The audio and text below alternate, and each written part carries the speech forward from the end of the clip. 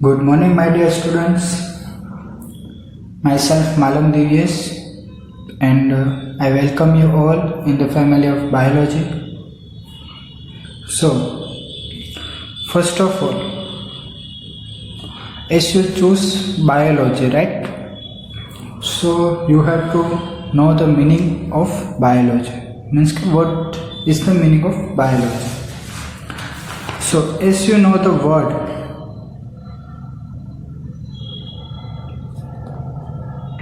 Biology, तो सबसे पहले आपको क्या करना है, अगर आपको इस वर्ड का मीनिंग जानना है तो आपको करना है उसको स्प्लिट करना है। दो वर्ड में स्प्लिट कर दो आप उसको, मीन्स क्या अलग कर दो। One is bio and next one is logy, right. अब बायो का मीनिंग होता है living,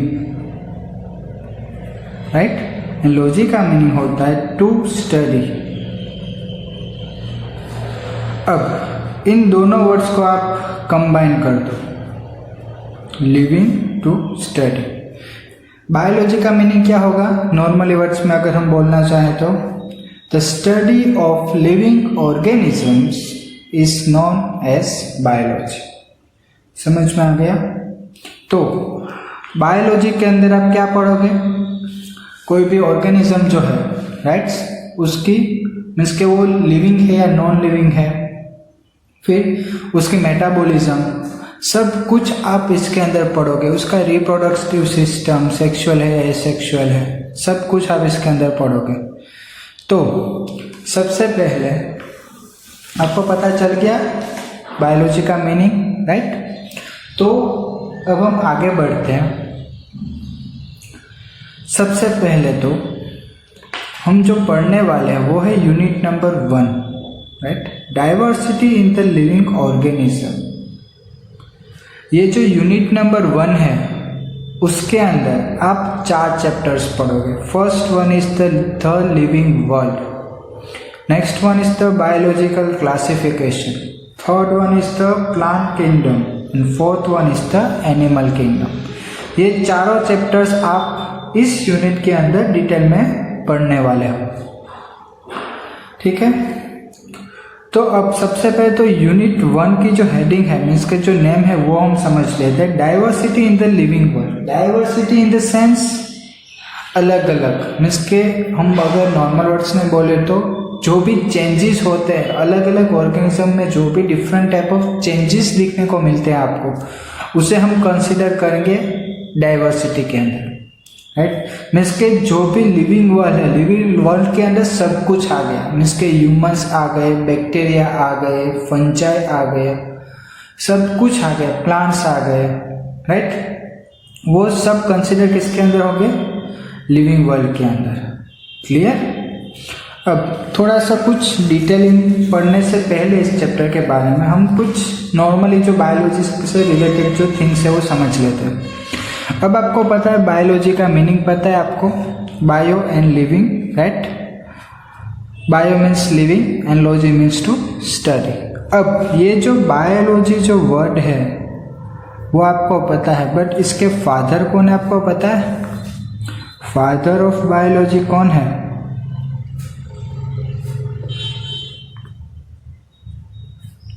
anyone? Father of biology is the Aristotle. आप लोगों ने नाम सुना होगा,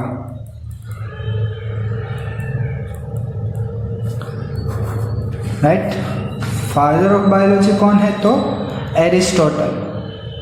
अब जो बायोलॉजी है उसके अंदर 2 फील्ड्स हैं। वैसे देखें तो बहुत सारी फील्ड्स है, सब फील्ड्स बहुत सारी है, बट बायोलॉजी जो है ना वो दूसरे 2 सब यूनिट्स में डिवाइडेड है। One is bio botany next one is the zoology, right. Biology जो है वो 2 सब यूनिट्स में डिवाइडेड है, one is botany and next one is the zoology. अगर वैसे देखें तो इसके अंदर बहुत सारे फील्ड्स है, आप सोचो तो माइक्रोबायोलॉजी है, बायोटेक्नोलॉजी है, बायोकेमिस्ट्री है, वैसे बहुत सारी सब फील्ड्स है, बट मेन जो 2 फील्ड्स है वो है बॉटनी एंड जूलॉजी। अब हमको पता है कि फादर ऑफ बायोलॉजी कौन है, एरिस्टोटल, राइट। अब father of botany and father of zoology, तो फादर ऑफ बॉटनी कौन है, फादर ऑफ बॉटनी भी है एरिस्टोटल। समझ में आया? इसका फादर ऑफ बायोलॉजी भी एरिस्टोटल है and father of father of botany पता चल गया एरिस्टोटल। फादर ऑफ जूलॉजी कौन है, थियोफ्रेस्टस, राइट। थियोफ्रेस्टस जो है वो है फादर ऑफ जूलॉजी। यहाँ तक क्लियर? ये सब जो थी वो था जस्ट इंट्रोडक्शन बायोलॉजी के बारे में, राइट। हमने देख लिया यूनिट 1 के अंदर 4 चैप्टर्स है, उसमें से जो हम आज फर्स्ट चैप्टर स्टार्ट करने वाले हैं वो है द लिविंग वर्ल्ड, राइट। तो उस चैप्टर्स के ऊपर बढ़ते हैं हम आगे। तो सबसे पहला चैप्टर 1 द लिविंग वर्ल्ड। अब चैप्टर स्टार्ट करने से पहले व्हाट इज लिविंग मीन्स के लिविंग ऑर्गेनिज्म है क्या आखिर, समझ लेते हैं। क्लियर?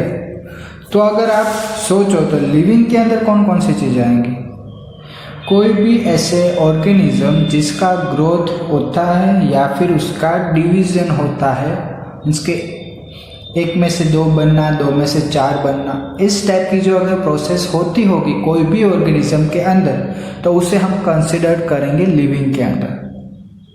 समझ में आ गया? देखो, what is living, all living organisms grow, means के कोई भी अगर लिविंग ऑर्गेनिजम्स होंगे तो वो ग्रो होते होंगे। क्लियर? अब ग्रोथ मीन्स क्या, ग्रोथ देखो, growth is usually defined by the increase in mass and number of living या फिर इंडिविजुअल ऑर्गेनिजम्स। मीन्स के ग्रोथ मीन्स कोई भी अगर लिविंग ऑर्गेनिजम्स है, राइट, तो उसके मास में बढ़ना एंड नंबर ऑफ इंडिविजुअल में इंक्रीमेंट होना, उसे हम कंसिडर करेंगे एज अ ग्रोथ।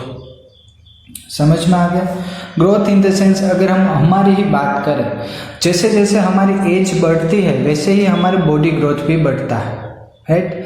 अगर बॉडी ग्रोथ बढ़ेगा तो आप सोचो, बॉडी ग्रोथ बढ़ना मीन्स कि आपका जो वेट है उसमें वो बढ़ेगा, फिर आपके जो भी मीन्स के लाइफस्टाइल है उसमें चेंजेस आएंगे, राइट। फिर अगर आप सोचो तो आपकी जो भी बॉडी है उसके अंदर बहुत सारे जेनेटिकल चेंजेस आएंगे, इस सबको हम कंसिडर करेंगे ग्रोथ के साथ, राइट। मीन्स कि आप देखो यहाँ पर increase in mass in the sense आपकी बॉडी के अंदर जो भी ग्रोथ हो रहा है, राइट, उसे हम कंसिडर करेंगे increase of mass. And next one is the number of individual organisms, means कि आपके पास जैसे जैसे आपकी एज बढ़ेगी वैसे आपकी रिप्रोडक्टिव सिस्टम भी मैच्योर होगी, राइट। मीन्स कि आप क्या कर सकते हो कि आप अपनी दूसरी जनरेशन भी डेवलप कर सकते हो थ्रू रिप्रोडक्शन, राइट। रिप्रोडक्शन जो हम वो आगे पढ़ेंगे, reproduction is of 2 types, sexual and asexual reproduction, जो हम आगे पढ़ने वाले हैं, राइट। यहाँ तक क्लियर? तो अब आगे बढ़ते हैं। देखो आप,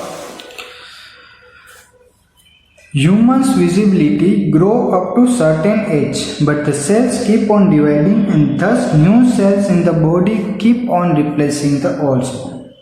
देखो, अगर हम ह्यूमंस की ही बात करें, मीन्स कि हमारी ही बात करें, तो क्या होता है कि कोई भी लिविंग ऑर्गेनिज्म है या फिर कोई भी ह्यूमन बींग्स है उसका ग्रोथ होगा। मीन्स कि अगर हाइट के बारे में हम बात करें तो वो जो ग्रोथ है वो सर्टेन एज तक ही होता है।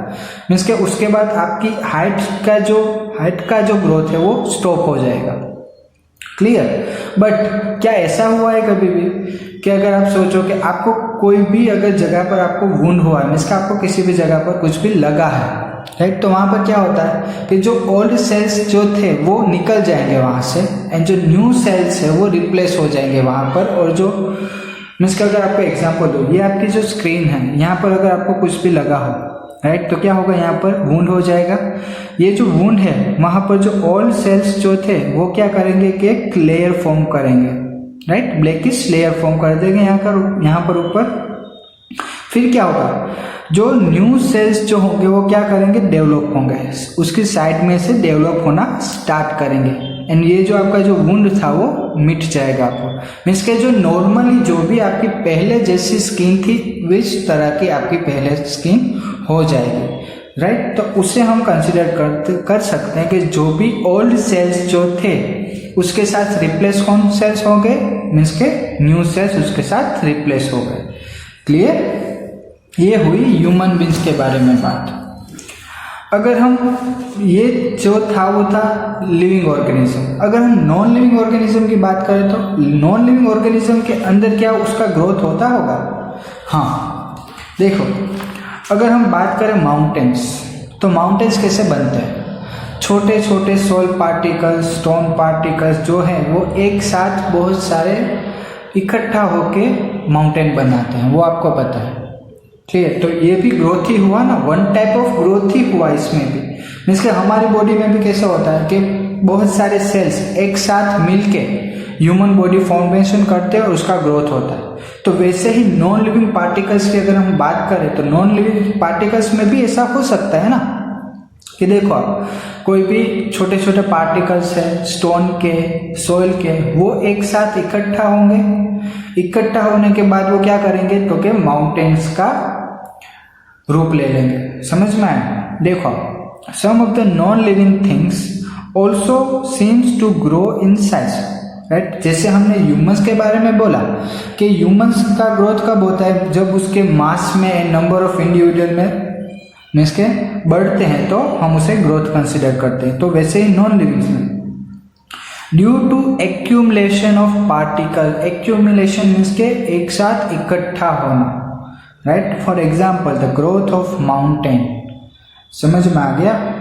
अब यूनिसेल्युलर ऑर्गेनिज्म की बात करें तो unicellular organism also grow by cell division. Unicellular organism जो भी होंगे मीन्स के सिंगल सेल ऑर्गेनिजम्स, वो भी खुद का ग्रोथ करेंगे but by cell division. Cell division through उसका ग्रोथ होगा। अगर आपको समझाने की ट्राई करो तो आप सोचो कि एक बैक्टीरिया है, बैक्टीरिया खुद का ग्रोथ कैसे करेगा? Bye binary fusion. मीन्स कि ये जो है पहले क्या होगा, सिंगल बैक्टीरिया से डिवाइड होगा, फिर उसका न्यूक्लियस भी डिवाइड होगा, आगे क्या होगा कि ये जो सेल्स था वो दोनों अलग हो जाएंगे। मीन्स कि इस टाइप से जो भी डिवीजन होगा उसे हम कंसिडर कर सकते हैं कि वो यूनिसेल्युलर टाइप ऑफ ऑर्गेनिज्म होता है। क्लियर? मीन्स के सिंगल सेल ऑर्गेनिजम्स में से जो भी उसकी कॉपीज जो फॉर्म होती है उसे हम कंसिडर कर सकते हैं यूनिसेल्युलर ऑर्गेनिजम्स। क्लियर? तो व्हाट इज लिविंग पता चल गया आप सबको, जिसके हमने दो एग्जांपल देखे, एक ह्यूमन बींग्स का एग्जांपल देखा और जो नेक्स्ट एग्जांपल था वो था नॉन लिविंग का, राइट। तो अब हम आगे बढ़ते हैं। Okay, characteristics of living organism. Characteristics, first सबसे पहला तो ग्रोथ, जो हमने अभी ही देखा, राइट। लिविंग के अंदर हमने अभी ही देखा कि व्हाट इज ग्रोथ। मीन्स के कोई भी लिविंग ऑर्गेनिज्म में उसके मास का बढ़ना एंड उसके इंडिविजुअल कैरेक्टर्स में भी बढ़ना, उसे हम कंसिडर करेंगे एज अ ग्रोथ, राइट। फिर हम किसके बारे में, कैरेक्टरिस्टिक्स देखना है ना हमको। सबसे पहला ग्रोथ, नेक्स्ट मीन्स रिप्रोडक्शन, उसके पास रिप्रोडक्टिव कैपेसिटी होनी चाहिए। रिप्रोडक्टिव सिस्टम हम अभी आगे देखेंगे, right. Then ability to sense environment, अब ये जो है वो आपको समझ में आना चाहिए। Ability to change sense environment means कि अगर आपको एग्जांपल दूं मैं कि अभी मॉनसून सीजन चल रहा है, चलो, राइट। तो मॉनसून सीजन, फिर दूसरी सीजन कौन सी होगी, विंटर होगी, समर होगी। तो आपको जो भी एनवायरमेंटल चेंजेस होते हैं, राइट, वो आप मीन्स के आपके पास ऐसी एबिलिटी है कि आप उसको सेंस कर सकते हो। अगर आप कोई भी एक रूम के अंदर हो, आपको गर्मी लग रही है, तो आप क्या करोगे? पंखा चालू करोगे या एसी चालू करोगे? मीन्स कि आपको पता चला कि आपको गर्मी लग रही है। अगर हम मीन्स के ठंडी के सीजन चल रहे हैं, चलो तो क्या होगा? अगर पंखा चालू है या एसी चालू है तो आप क्या करोगे? उसे बंद कर दोगे, राइट। मीन्स कि आपको पता चला आपको ठंडी लग रही है, इसलिए आपने क्या किया? फैन या फिर एसी को आपने बंद कर दिया, राइट। मीन्स कि आपके खुद के पास ही ऐसी एबिलिटी है कि आपके आजू बाजू का जो भी एनवायरनमेंट है या फिर सराउंडिंग एनवायरनमेंट है उसको आप इजीली मीन्स के सेंस कर सकते हो। समझ में आया? वो हम डिटेल में पढ़ेंगे। Next one is metabolism. हाँ, ये टॉपिक जो है वो बहुत ज़्यादा इंपॉर्टेंट है और आपको आगे भी बहुत काम लगेगा, metabolism. Then cellular organisation and consciousness, ये सब जो टॉपिक है वो हम अब डिटेल में पढ़ने वाले हैं। तो सबसे पहला जो टॉपिक है वो है ग्रोथ। देखो ग्रोथ, जो हमने अभी ग्रोथ देखा ना व्हाट इज लिविंग के अंदर, वही सेम टू सेम ग्रोथ आप इसके अंदर कंसिडर कर सकते हो, राइट। जैसे हमने पहले पॉइंट में क्या बोला था उसके अंदर कि कोई भी लिविंग ऑर्गेनिज्म जिसके अंदर, राइट, उसका मास इंक्रीज हो रहा है या फिर उसके सेल्स का डिवीजन हो रहा है तो उसे हम कंसिडर करेंगे एज अ ग्रोथ। देखो, it is the increase in number and mass of cells by division. समझ में आ गया? Increase in the number means के 1 में से 2, 2 में से 4, 4 में से 8 एंड उसके मास में इंक्रीज होना, उसे हम कंसिडर करेंगे ऐसा ग्रोथ। अगर हम प्लांट्स की बात करें, राइट, तो प्लांट्स का ग्रोथ कैसे होता है? उसकी पूरी लाइफ टाइम पे वो ग्रोथ होते ही जाता है, राइट। मीन्स के in plants growth occur continuously through out their life span, means के उसकी पूरी लाइफ टाइम की जो भी प्रोसेस है उसके अंदर उसका ग्रोथ कंटिन्यूसली चालू रहेगा। The next one is the animal growth is only up to certain age. जैसे हमने आगे बोला ह्यूमन बींग्स है, ह्यूमन बींग्स का जो भी अगर हम बात करें कि उसका ग्रोथ, तो उसकी जो हाइट में जो भी ग्रोथ होता है वो एक सर्टेन एज तक होता है, उसके बाद उसका हाइट का ग्रोथ नहीं होता, राइट। मीन्स के जो आप देख सकते हो, क्लियर। देन नॉन लिविंग्स की हमने बात की थी। नॉन लिविंग्स के अंदर हमने एग्जाम्पल लिया था माउंटेन्स का। मीन्स के छोटे छोटे जो पार्टिकल्स होते हैं, राइट, वो एक साथ इकट्ठा होंगे एंड माउंटेन्स का फॉर्मेशन करेंगे। Then last point, so growth cannot be taken as the defined property of living organism alone. इसलिए आप ऐसा नहीं बोल सकते कि जो भी ग्रोथ है, राइट, वो growth just for living organisms के लिए ही है। ग्रोथ आपको नॉन लिविंग ऑर्गेनिजम्स को में भी देखने को मिल सकता है, जैसे हमने एग्जांपल लिया माउंटेन का, क्लियर। बट एक चीज़ है, अगर कोई भी लिविंग ऑर्गेनिज्म है उसके अगर डेथ हो गई मीन्स कि वो मर गया, राइट, तो उसका ग्रोथ नहीं होगा, तो उससे आप कंसिडर नहीं कर सकते ग्रोथ के अंदर। समझ में आ गया? तो ये था ग्रोथ, राइट। अब जो नेक्स्ट टॉपिक है वो है रिप्रोडक्शन। अब रिप्रोडक्शन आपको पता होना चाहिए। रिप्रोडक्शन कितने टाइप के होते हैं? 2 टाइप के। कौन कौन से? Sexual and sexual, right. Reproduction 2 type के होते हैं, sexual reproduction and asexual reproduction. तो अब सेक्सुअल रिप्रोडक्शन की अगर हम बात करें तो सेक्सुअल रिप्रोडक्शन में क्या होता है? उसमें एक मेल ऑर्गेनिज्म होगा एंड एक फीमेल ऑर्गेनिज्म होगा, right, male and female. Male में क्या होगा? Sperm cells. फीमेल में क्या होगा? ओवम। स्पर्म्स एंड ओवम दोनों कंबाइन होकर क्या फॉर्म करेंगे? जाइगोट। जाइगोट का आगे क्या होगा? Formation into embryo, and embryo में से क्या बनेगा? न्यू ऑर्गेनिज्म या फिर ऑफस्प्रिंग। समझ में आया? ये जो पूरी प्रोसेस है वो आप आगे इन चैप्टर्स में बहुत सारा डिटेल में पढ़ने वाले हो। जस्ट आपको ब्रीफ इंट्रोडक्शन मैंने दिया है कि रिप्रोडक्शन 2 टाइप्स के होते हैं, right, sexual reproduction and asexual reproduction. Sexual reproduction में क्या होगा कि एक मेल बॉडी होगा, एक फीमेल बॉडी होगा। मेल बॉडी के sperm cells and female body के ओवम सेल्स दोनों कंबाइन होंगे। कंबाइन होने के बाद वो क्या करेंगे? जाइगोट फॉर्मेशन करेंगे। जाइगोट में से क्या बनेगा? एम्ब्रियो बनेगा, एम्ब्रियो में से क्या होगा, तो कि it leads to development of new organism या फिर न्यू ऑफस्प्रिंग, राइट। तो ये जो पूरी प्रोसेस है वो है सेक्सुअल रिप्रोडक्शन के बारे में। अब जो नेक्स्ट है वो है एसेक्सुअल रिप्रोडक्शन।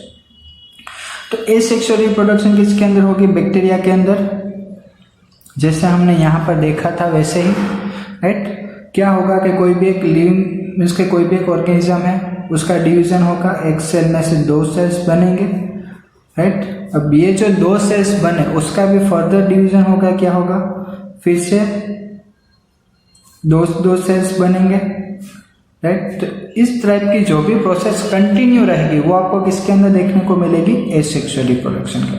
मीन्स के उसके अंदर मेल एंड फीमेल दोनों अलग नहीं होंगे, कोई भी एक ही ऑर्गेनिज्म होगा जो रिप्रोडक्शन की प्रोसेस को कंटिन्यू करेगा। क्लियर। तो ये है सेक्सुअल एंड एसेक्सुअल रिप्रोडक्शन। अब डिटेल में देखते हैं थोड़ा सा।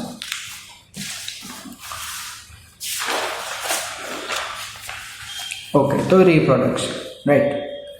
देखो, in living organism reproduction means the formation of new individual from their parents. Means के कोई भी लिविंग ऑर्गेनिजम्स, राइट, जिसका रिप्रोडक्शन करने के बाद वो एक न्यू इंडिविजुअल को जन्म दे, मीन्स के पेरेंट्स में से न्यू इंडिविजुअल का बनना, उससे हम कंसिडर करेंगे एज अ रिप्रोडक्शन। अब रिप्रोडक्शन 2 टाइप के हैं, सेक्सुअल एसेक्सुअल। वो जो थे वो मैंने इसके अंदर डिटेल में नहीं लिखा हुआ, राइट। अलग अलग एग्जाम्पल देखते हैं। फर्स्ट एग्जाम्पल फंजाई का है, राइट। तो फंजाई जो है वो किस टाइप की सेक्सुअल रिप्रोडक्शन करेगी, एसेक्सुअल स्पोर्स फॉर्मेशन करेंगे। मीन्स के क्या होगा इसके अंदर कि जो भी स्पोर फॉर्मेशन होंगे वो एसेक्सुअली होंगे, मीन्स के सेक्सुअल रिप्रोडक्शन इसके अंदर नहीं हो रहा है। The next one is hydra and yeast multiply by budding. अब बडिंग जो प्रोसेस है वो भी आप आगे डिटेल में पढ़ने वाले हो, बट मैं आपको थोड़ा सा समझा दे रहा हूँ कि बडिंग के अंदर क्या होता है, राइट। देखो, अब 10 के अंदर भी ये पढ़ चुके हो, बट फिर भी ये हाइड्रा है, समझ लो कि एक हाइड्रा है। क्या होता है, हाइड्रा को जब भी उसका मल्टीप्लाई करना हो ना, मीन्स के उसके बॉडी का, तो वो क्या करेंगे, एक बर्ड फॉर्मेशन करेंगे, छोटा सा बर्ड फॉर्म करेंगे। ये जो बर्ड है वो क्या करेगा, फिर फर्दर डेवलप होगा, राइट। और ये बर्ड जो थे वो यहाँ से निकल जाएगा एंड पूरी न्यू इंडिविजुअल बॉडी में डेवलप होगा, राइट। तो ये टाइप की ये जो भी प्रोसेस है उसे हम कंसिडर करेंगे हाइड्रा या फिर ईस्ट के अंदर बर्डिंग प्रोसेस, राइट। मीन्स के एक छोटा सा बर्ड डेवलप होगा, ये जो बर्ड डेवलप हो वो पूरी इंडिविजुअल बॉडी फॉर्म करेगा।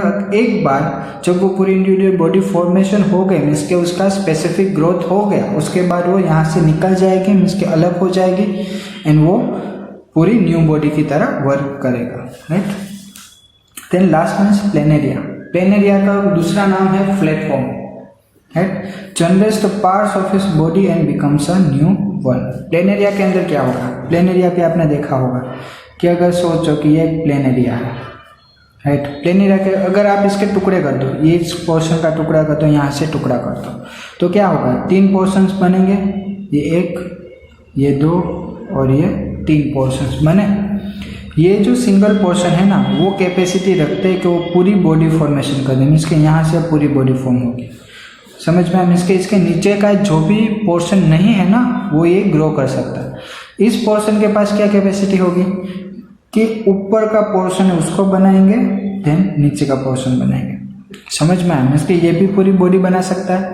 देन लास्ट वन, इसके पास क्या ये क्या करेगा, उसके ऊपर की पूरी बॉडी, मीन्स के ये पोर्शन एंड ये पोर्शन ये बनाएगा, समझ में आ गया। प्लेनेरिया के अंदर क्या होगा, राइट। तो हमने 3 प्रोसेस देखी, एक तो फंजाई के अंदर क्या होगा, तो कि बहुत सारे स्पोर्स फॉर्मेशन होंगे, राइट। स्पोर्स जो है वो हम डिटेल में आगे पढ़ेंगे। देन बर्डिंग प्रोसेस में क्या होगा, एक छोटा सा बर्ड डेवलप होगा, बर्ड पूरी इंडिविजुअल बॉडी के अंदर फॉर्म होगा। लास्ट वन कौन सा देखा हमने, प्लेनेरिया। प्लेनेरिया में क्या होगा कि अगर कोई भी एक प्लेनेरिया बॉडी है उसको आप छोटे छोटे टुकड़ों में डिवाइड कर दो तो उसके पास ऐसी एबिलिटी है या फिर कैपेबिलिटी है to develop into a full body, right. अब नेक्स्ट जो है वो है मेटाबॉलिज्म। मेटाबॉलिज्म देखते हैं। मेटाबॉलिज्म पहले मैं आपको समझा देता हूँ कि मेटाबॉलिज्म आखिर है क्या। देखो, आपकी पूरी जो बॉडी है ना, मीन्स के कोई भी लिविंग ऑर्गेनिज्म की जो भी बॉडी है पूरी, राइट, वो किससे बनी हुई है? तो कि केमिकल्स, राइट। कोई भी लिविंग ऑर्गेनिज्म हो उसकी बॉडी किससे बनी है? तो केमिकल्स। अब ह्यूमन बॉडी जो है किससे बनी हुई है आपको पता है? बहुत सारे बायोमोलिक्यूल्स से। अब एक क्वेश्चन आपको होगा, बायोमोलिक्यूल्स मीन्स क्या? बायोमोलिक्यूल्स के अगर एग्जांपल मैं आपको दूं तो कार्बोहाइड्रेट्स, सुना है आपने? फिर proteins, right, lipids, nucleic acid, ये चारों जो चीज़ें हैं ना वो है बायोमोलिक्यूल्स। मीन्स के आपकी जो भी पूरी बॉडी फॉर्मेशन में जो हेल्प करते हैं वो है carbohydrates, proteins, lipids and nucleic acid. अगर आपकी बॉडी के अंदर ये चारों चीज़ें नहीं होगी तो आप मर जाओगे। मीन्स के कोई भी लिविंग ऑर्गेनिज्म ग्रो नहीं हो सकता, उसकी डेथ हो जाएगी, राइट। अब ये जो बायोमोलिक्यूल्स है, carbohydrates, protein, lipids, nucleic acid, इन सब की जो भी काम है, सब अलग अलग काम है इन सब का, राइट। ये सब अगर जो काम है आपकी, मीन्स के आपकी बॉडी के अंदर ये जो carbohydrates, protein, lipids and nucleic acid formation की जो भी प्रोसेस है, राइट, उसे हम बोलेंगे मेटाबॉलिज्म। समझ में? जिसके आपकी बॉडी बनी किससे है? केमिकल्स है। केमिकल्स में मेनली कौन से? बायोमोलिक्यूल्स। तो बायोमोलिक्यूल्स कौन कौन से होंगे? Carbohydrates, proteins, lipids and nucleic acid, right. इन चारों चीज़ों की बनने की जो भी प्रोसेस है, राइट, वो किस तरह से होगी? मेटाबॉलिज्म। उसे हम बोलेंगे बॉडी की मेटाबॉलिज्म, राइट। अब जो मेटाबॉलिज्म है ना वो भी दो टाइप के हैं। मेटाबॉलिज्म के 2 टाइप्स हैं। First one is catabolism and another one is anabolism, right? Catabolism and anabolism, ये दोनों जो चीजें हैं ना वो क्या है? तो के मेटाबॉलिज्म के 2 टाइप्स हैं। क्लियर? तो अब डिटेल में देखते हैं कि कैटाबॉलिज्म क्या है, एनाबॉलिज्म क्या है। तो देखो आप, अगर कैटाबॉलिज्म की बात करें, एनाबॉलिज्म की बात करें तो क्या है? तो synthesis of any compound such as photosynthesis. उसका अगर एग्जांपल यहाँ पर देखो, ये वाला क्या है? तो कि ग्लूकोज में से क्या बनेगा? ग्लाइकोजन। बट ग्लाइकोजन बनता कब है? आप पढ़ चुके हो 10th में, चैप्टर नंबर 6, राइट। क्या होता है कि आपने कुछ भी खाना खाया, राइट, खाना आपकी बॉडी के अंदर गया, क्या होगा? उसका डाइजेशन होगा।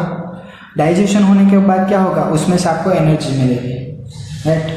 अब क्या होता है कि आपकी बॉडी को एक नॉर्मल अमाउंट में एनर्जी चाहिए होते हैं, राइट। मीन्स के ज़्यादा अमाउंट में अगर आपने कुछ काम किया है तो आपको ज़्यादा एनर्जी चाहिए होगी, अगर आपने थोड़ा सा काम किया है तो थोड़ी एनर्जी चाहिए होगी। क्लियर? अब आपने जो भी फूड इंटेक किया है उसमें से आपको एनर्जी मिलेगी। क्लियर? एनर्जी जो मिली उसका यूटिलाइजेशन, मीन्स के कितनी यूज हुई और कितनी बची, राइट। मीन्स के थोड़ी सी यूज हुई होगी और थोड़ी होगी वो बची हुई होगी, राइट। अब जो बची हुई एनर्जी है उसको आपको क्या, आपकी बॉडी क्या करेगी? उसको स्टोर करके रखेगी। जो बची हुई एनर्जी है, जो एक्स्ट्रा एनर्जी है आपकी बॉडी के अंदर, उसे क्या करेगी? आपकी बॉडी स्टोर करके रखेगी। स्टोर किसके फॉर्म में रखेगी? ग्लाइकोजन के फॉर्म में। याद करो आप 10th का, राइट। तो क्या होगा कि आपने कोई भी फूड खाया, फूड में से आपको क्या मिली? एनर्जी। एनर्जी किसके फॉर्म में होगी? ग्लूकोज के फॉर्म में होगी, राइट। आपको जितनी एनर्जी चाहिए थी आपने उतनी यूटिलाइज कर ली, मीन्स के यूज कर ली। उसके बाद क्या होगा? जो एनर्जी बची वो थ्रू एनाबॉलिज्म क्या होगी? ग्लाइकोजन के फॉर्म में आपकी बॉडी के अंदर स्टोर हो जाएगी। क्लियर? और वो स्टोर कहाँ पर होगी? Liver and adipose tissue. आपकी बॉडी के अंदर जो भी एनर्जी स्टोर्ड होती है वो 2 ही जगह पर होती है, दूसरी कोई भी जगह पर नहीं होती।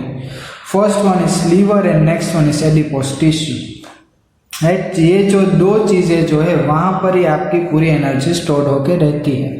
अब लीवर तो आपको पता है, एडिपोज टिश्यू पता है आपको? फैट। एग्जाम्पल दो आपको, आपकी बॉडी के अंदर जो भी फैट होता है ना, आप बोलते हो कि फैट है आपकी बॉडी के अंदर, फैट है आपकी बॉडी के अंदर, राइट। ये जो फैट है ना वो ही है एडिपोज टिश्यूज। समझ में आ गया? ये होगा एनाबॉलिज्म। अब कैटाबॉलिज्म की बात करते हैं। चलो, कैटाबॉलिज्म के अंदर क्या है कि ये ग्लाइकोजन था, राइट। ग्लाइकोजन हमने जैसे बोला वैसे कि ग्लाइकोजन एनर्जी के फॉर्म में स्टोर होकर रहेगा। अब फिर हमने देखा बायोमोलिक्यूल्स कौन कौन से? कार्बोहाइड्रेट्स थे, प्रोटीन्स थे, लिपिड्स थे, न्यूक्लिक एसिड्स थे, ये सब बायोमोलिक्यूल्स थे। जब बायोमोलिक्यूल्स का ब्रेकडाउन होगा, राइट, तो उसमें से जो भी आपको एनर्जी मिलेगी उसे हम बोलेंगे कैटाबॉलिज्म। समझ में आया? जैसे कार्बोहाइड्रेट्स है, राइट। कार्बोहाइड्रेट्स जो है उसका डिवाइड करो ग्लूकोज में, मीन्स के कार्बोहाइड्रेट्स में से ग्लूकोज बना। अब ग्लूकोज में से क्या बनेगा आपको पता है? पायरूवेट, आप पढ़ चुके हो, राइट। साइकिल क्या होता है कि ग्लूकोज में से पायरूवेट, राइट। पायरूवेट में से 3 प्रोसेस थी, एक एरोबिक थी, एक एनएरोबिक था, तीसरी कौन सी थी? Less amount of oxygen. ये तीनों प्रोसेस आप पढ़ चुके हो। समझ में आया? मीन्स के कोई भी बड़ी चीज में से छोटी चीज बनना उसे हम बोलेंगे कैटाबॉलिज्म, एंड कोई भी बड़ी छोटी चीज में से बड़ी चीज बनना उसे हम बोलेंगे एनाबॉलिज्म। समझ में आया? मीन्स कि यहाँ पर देखो ग्लूकोज जो वो छोटे छोटे पार्टिकल्स है, उसमें से बड़ा पार्टिकल बना ग्लाइकोजन का, तो उसे हम बोलेंगे एनाबॉलिज्म। अब कैटाबॉलिज्म में क्या होगा? कोई भी बड़ा पार्टिकल होगा, उसमें से छोटे छोटे पार्टिकल्स बनेंगे, तो उसे हम बोलेंगे कैटाबॉलिज्म। समझ में आ गया? अब एक दूसरी चीज जो आपकी एनसीईआरटी की बुक के अंदर नहीं लिखा गया है, जब भी एनाबॉलिज्म प्रोसेस होगी ना, राइट, तो तब क्या होगा कि आपकी बॉडी को एनर्जी रिक्वायर्ड होगी, मीन्स कि आपको एनर्जी चाहिए होगी। जिसके कोई भी छोटे छोटे पार्टिकल्स जो हैं, राइट, उसको अगर आपको इकट्ठा करना है और एक मॉलिक्यूल बनाना है तो आपको एनर्जी चाहिए होगी, राइट। एंड मीन्स के energy is required during the process of anabolism, energy is required, right. Catabolism के अंदर क्या होगा? एनर्जी रिलीज होगी, जैसे आपको पता है ग्लूकोज है, ग्लूकोज में से पायरूवेट बना, उसके बाद 3 प्रोसेस बने, आपको पता है लास्ट प्रोडक्ट क्या होगी? Energy and energy, right. Means के कोई भी बड़ा मॉलिक्यूल जब ब्रेक डाउन होगा, अल्टीमेटली आपको लास्ट में क्या मिलेगा? एनर्जी मिलेगी। क्लियर? तो ये था मेटाबॉलिज्म। अब आगे बढ़ते हैं।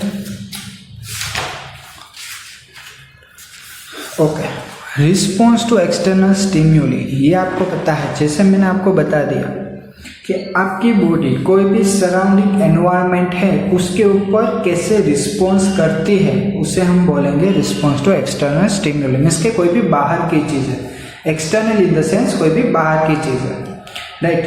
तो जो भी स्टिम्युली होती है या फिर जो भी हमारी बॉडी रिस्पॉन्स देती है बाहर के एनवायरनमेंट को, वो 3 तरह से हो सकते हैं। First one is chemical, physical and biological. तीनों चीज़ें हो सकती है। क्लियर? अब आपको मैं अगर एग्जांपल दूं, आप आगे देखो। एग्जांपल में water, temperature, light, pollutants, other organism and food, ये सब जो चीज़ें हैं, मीन्स के अलग अलग जो फैक्टर्स है उसके ऊपर आपकी बॉडी रिस्पॉन्स देती है। अगर आपके एग्जांपल हो, चलो फूड के बारे में बात करते हैं। फूड आपके सामने पड़ा हुआ, प्लेट में कुछ भी खाना पड़ा है, मीन्स के पिज्ज़ा है, कुछ भी, बर्गर है, राइट, आपको जो भी पसंद हो, चाइनीज फूड है, कुछ भी प्लेट में पड़ा हो, तो आपको क्या होगा? आपके मुंह में से लार टपकेगी, वो क्या होगा? वन टाइप ऑफ रिस्पॉन्स होगा, राइट। फिर जैसे मैंने आपको बोला था, आप अभी ठंडी की सीजन चल रही हो, चलो तो क्या होगा? आप पंखा और एसी बंद ही रखोगे क्योंकि आपको ठंडी लग रही है, राइट।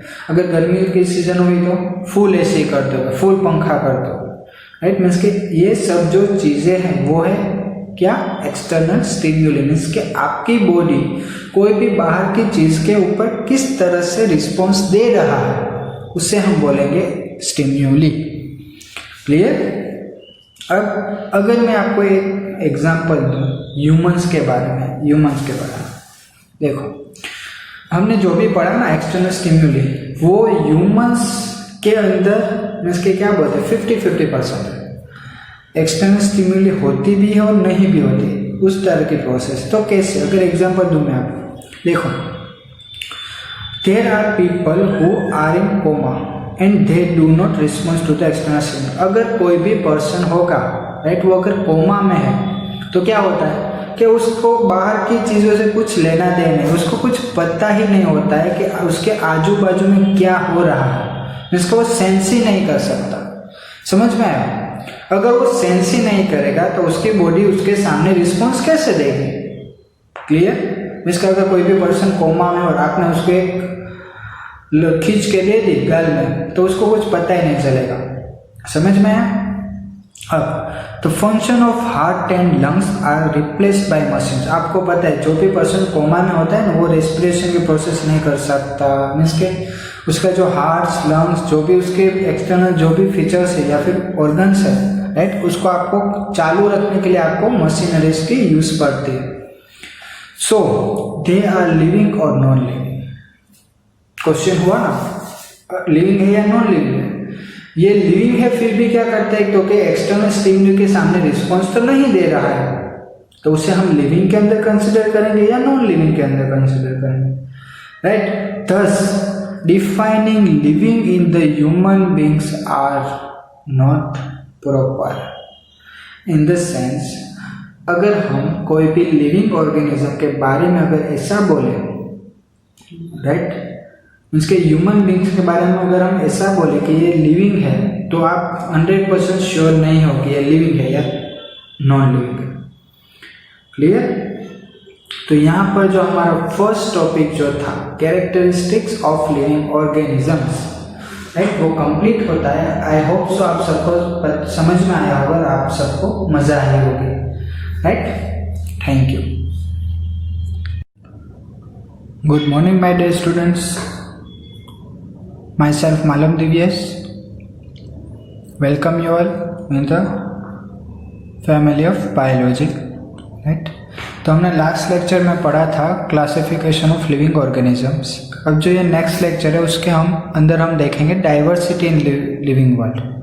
क्लासिफिकेशन देख लिया, राइट, बट अब डाइवर्सिटी देखेंगे, अलग अलग क्या है, मीन्स के क्या क्या चेंजेस है वो देखेंगे। तो अगर सबसे पहले अगर हम स्टार्ट करें तो फर्स्ट जो है वो है डाइवर्सिटी, या फिर उससे हम बोलते हैं बायोडाइवर्सिटी, राइट। तो अगर बायोडाइवर्सिटी की बात करें तो क्या होगा कि देखो आपको पता है कि पूरे वर्ल्ड के अंदर, राइट, पूरे वर्ल्ड के अंदर different types of species of insects, right, फिर एनिमल्स, प्लांट्स, ह्यूमन बींग्स, ये सब जो है ना वो बहुत टाइप्स के, इसके अलग अलग types of animals and plants are present all over the world, right. तो जो भी प्लांट्स है, एनिमल्स है और डिफरेंट टाइप्स ऑफ ऑर्गेनिजम्स जो भी प्रेजेंट है ना, राइट, उन सबको हम बोलते हैं स्पीसीज। इसके जितने भी प्लांट्स, एनिमल्स, ऑर्गेनिज्म के अंदर बैक्टीरिया, वायरस, फंजाई, प्रोटोजोआ सब कुछ आ गया, राइट। इन सबको हम किसके अंदर कंसिडर करेंगे? स्पीसीज के अंदर। अब ये जितनी भी स्पीसीज प्रेजेंट है ना ऑल ओवर द वर्ल्ड, वो कितने 1.7 to 1.8 मिलियन इतनी स्पीसीज प्रेजेंट है पूरे वर्ल्ड के अंदर, और बहुत सारे तो अभी भी हमको पता नहीं है, राइट। तो इन सब को हम बोलेंगे बायोडाइवर्सिटी, मीन्स के जो भी different types of organisms, plants and animals एक साथ अगर कंबाइन हो जाए तो उससे हम बोलेंगे बायोडाइवर्सिटी। समझ में आया, राइट।